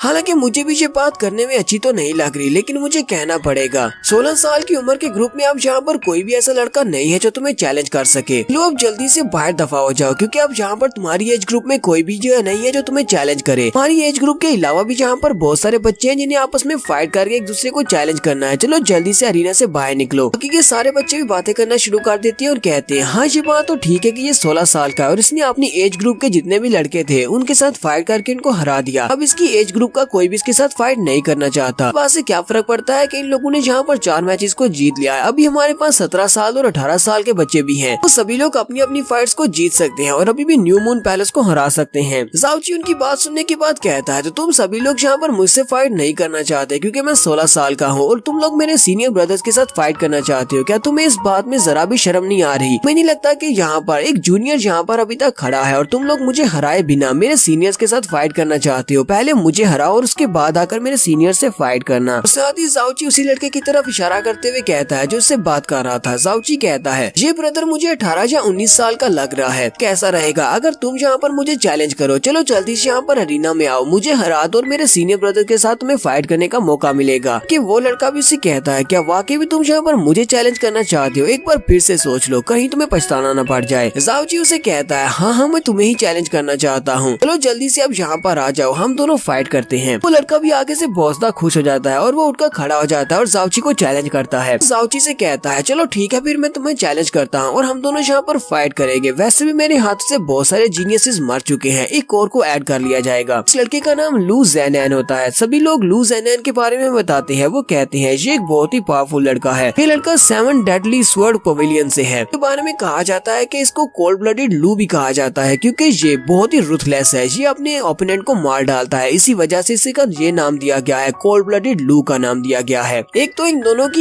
एज में काफी बड़ा डिफरेंस है, ऊपर से इनकी कल्टीवेशन भी काफी ज्यादा डिफरेंस वाली है। ये वाला मैच देखने में बहुत ज्यादा मजा आएगा। ज़ाओ जी के पास इस मैच को जीतने का कोई चांस भी नहीं है। प्रो भी जल्दी से आगे बढ़ती है और ज़ाओ जी से कहती है, जूनियर ब्रदर युन प्लीज जल्दी से इस बैटल से पीछे हटो, तुम ये फाइट नहीं कर सकते। ये लड़का तुमसे 2 साल बड़ा है और इसकी कल्टीवेशन तुमसे ज्यादा है। मुझे नहीं लगता कि तुम्हें इसके साथ फाइट करनी चाहिए, इसलिए प्लीज जल्दी से वापस आ जाओ, मैं यहाँ पर इससे फाइट करूंगी। हमारा ज़ाओ जी से कहता है, ये तो सिर्फ एक कचरा है और तुम्हें इस तरह के कचरे के साथ फाइट करने की जरूरत नहीं है। मेरी सीनियर सिस्टर, तुम वहीं पर खड़ी होकर शो को एंजॉय करो। ज़ोरो से कहती है, जूनियर ब्रदर तुम्हें यहाँ पर इतना ज्यादा एरोगेंट होने की जरूरत नहीं है। ये लड़का अपनी एलिमेंट्री परफॉर्म राउंड के 7th लेवल पर है, ये तुमसे 6 लेवल अबव है, इसलिए तुम इससे फाइट नहीं कर पाओगे। और ऊपर से ये बहुत ज्यादा फेमस है, इसे कोल्ड ब्लडेड लू कहा जाता है। ये अपने ओपोनेंट को बहुत ही बुरी तरह से पीटता है। ज़ाओ जी उसे कहता है, सीनियर सिस्टर तुम्हें मेरे लिए परेशान होने की जरूरत नहीं है, मैं इस मैच को संभाल सकता हूँ। अब जबकि मैं न्यू मून पैलेस सेक्टर का एक स्टूडेंट हूँ, तो मुझे अपने सेक्टर की इज्जत रखने के लिए इसको हराना पड़ेगा। तुम बस वहाँ पर खड़ी हो जाओ और इस मैच को देखो। तो ज़ोरो भी जल्दी से पीछे की तरफ मुड़ जाती है और उसे कहती है, चलो ठीक है, अगर तुम्हें लगता है कि तुम उसको हरा सकते हो तो ठीक है, तुम इसको हरा कर दिखाओ। रही बात यहाँ पर न्यू मून पैलेस के सेक्टर का डिसाइपल होने की, तुम यहाँ पर इस फाइट को हार भी जाते हो। तुम पहली 4 फाइट्स को जीत चुके हो, हमारा यहाँ पर बिल्कुल भी नाम खराब नहीं होगा। लेकिन तुम्हें यहाँ पर लू ज़ेनैन के साथ फाइट करते हुए बहुत ज्यादा एहतियात करनी होगी। लू ज़ेनैन भी जल्दी से फाइट करने के लिए रेडी हो जाता है, क्योंकि बाकी के सभी लोग सोच रहे होते हैं इस लड़के ने यहाँ पर लू ज़ेनैन को चैलेंज करके बहुत बड़ी गलती कर दी है। ये एक जीनियस था और इसका फ्यूचर लिमिटलेस था, लेकिन इसने यहाँ यहाँ पर इसको गुस्सा दिला दिया। अब ये लड़का नहीं बचेगा। ज़ेनैन भी बहुत ज्यादा खुश होता है और कहता है इस तरह के जीनियस जो कि बहुत ज्यादा एटीट्यूड वाले हों उनको डिस्ट्रॉय करना मुझे बहुत ज्यादा अच्छा लगता है। लू ज़ेनैन फाइट करने के लिए रेडी हो जाता है और हमारे ज़ाओची से कहता है तुम बहुत ज्यादा एरोगेंट हो और एटीट्यूड वाले हो। हालांकि मुझे तुम्हारी पर्सनैलिटी काफी ज्यादा पसंद आई, लेकिन इस तरह की एरोगेंस मेरे जैसे लोगों के सामने काम नहीं आती। तो उसके तुम बहुत ही जल्दी मरने वाले हो।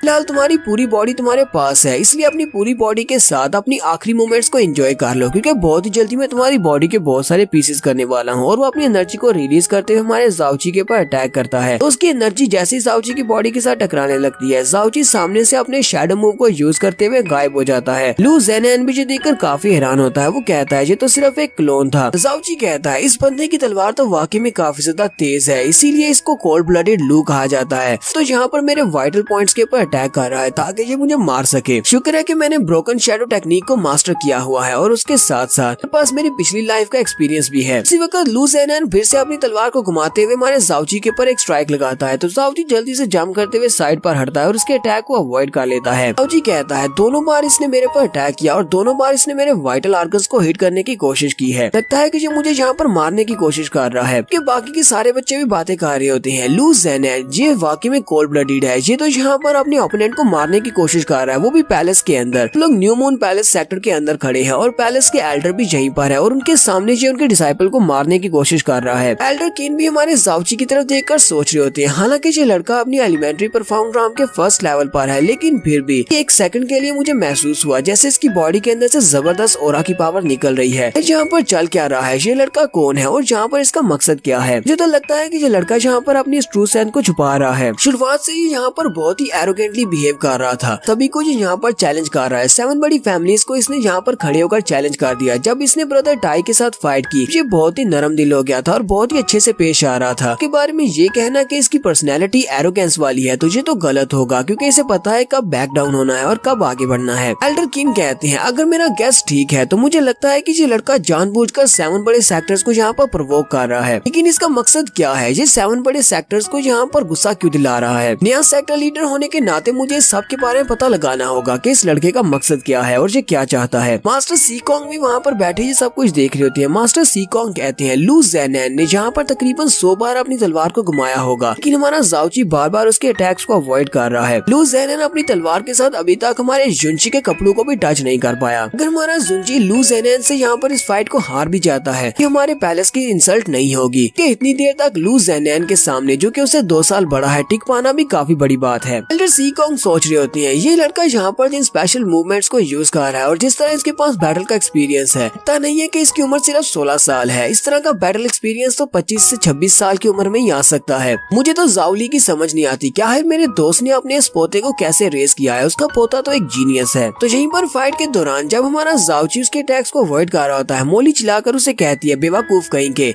ने अपने इवल सोल गेट को यूज किया है और उसका टाइम लिमिट पूरा होने वाला है। अब तुम्हारे पास सिर्फ 30 सेकंड ही बचे हैं। 30 सेकंड से ज्यादा अगर तुम इवल सोल गेट को यूज करोगे हमारी वेन्स परमानेंटली डैमेज हो सकती हैं, इसलिए जल्दी से जल्दी इस बेवकूफ को खत्म करो और इस मैच को जीतो। ज़ाओची मोली से कहता है ठीक है मुझे समझ आ गई, मैं अभी करता हूँ। लू ज़ेनैन भी चिल्लाकर उसे कहता है क्या तुम्हें सिर्फ डॉज करना ही आता है, क्या तुम आगे बढ़कर मेरे अटैक को ब्लॉक नहीं करोगे या फिर मेरे ऊपर अटैक नहीं करोगे। ज़ाओची उसकी बात सुनने के बाद आगे बढ़ता है। लू ज़ेनैन उसे कहता है मुझे तो यकीन नहीं हो रहा कि तुम मेरे जाल में फंस गए, तो सिर्फ बात ही की थी और तुम यहाँ पर मेरे पर अटैक करने के लिए चले आए। ज़ाओची वहाँ पर उसके ऊपर अटैक करता है तो उसी वक्त वो भी उसके ऊपर अटैक करता है। वो अपने ब्लेड को घुमाते हुए जब ज़ाओची के ऊपर अटैक करता है, ज़ाओची अपने बाजू को सामने की तरफ करते हुए इसके अटैक को ब्लॉक करता है। तो लू ज़ेनैन के अटैक की वजह से ज़ाओची के बाजू के ऊपर कट लग जाता है, लेकिन वो अपने बाजू के साथ उसकी तलवार के अटैक को ब्लॉक कर लेता है। लू ज़ेनैन भी इस बात से बहुत सा हैरान होता है और कहता है ऐसा कैसे हो सकता है, मेरी तलवार के साथ तो उसके बाजू को कट जाना चाहिए था, लेकिन मेरी तलवार से सिर्फ उसके बाजू के ऊपर एक छोटा सा काट ही लगा है। वो इस बात से काफी ज्यादा हैरान हो रहा होता है। उसी वक्त हमारा ज़ाओची आगे बढ़ता है और उसके पेट में एक जबरदस्त घूंसा मारता है जिससे वो काफी दूर जाकर गिरता है। पीछे गिरने के बाद लू ज़ेनैन उसे कहता है यहाँ पर मुझे एक पंच मारा, लेकिन तुम्हारे पंच में बिल्कुल भी दम नहीं है। साथ ही वो अपनी पावर्स को रिलीज करता है और ज़ाओची से कहता है अब तुम नहीं बचने वाले, मैं तुम्हें मार डालूंगा। कि हमारा ज़ाओची अपने हाथ के ऊपर अपनी फायर को रिलीज करता है और कहता है लगता है कि तुम्हें यहाँ पर अपनी ट्रू स्ट्रेंथ दिखानी पड़ेगी। साथ ही ज़ाओची अपनी मुट्ठी को बंद करता है तो लू ज़ेनैन की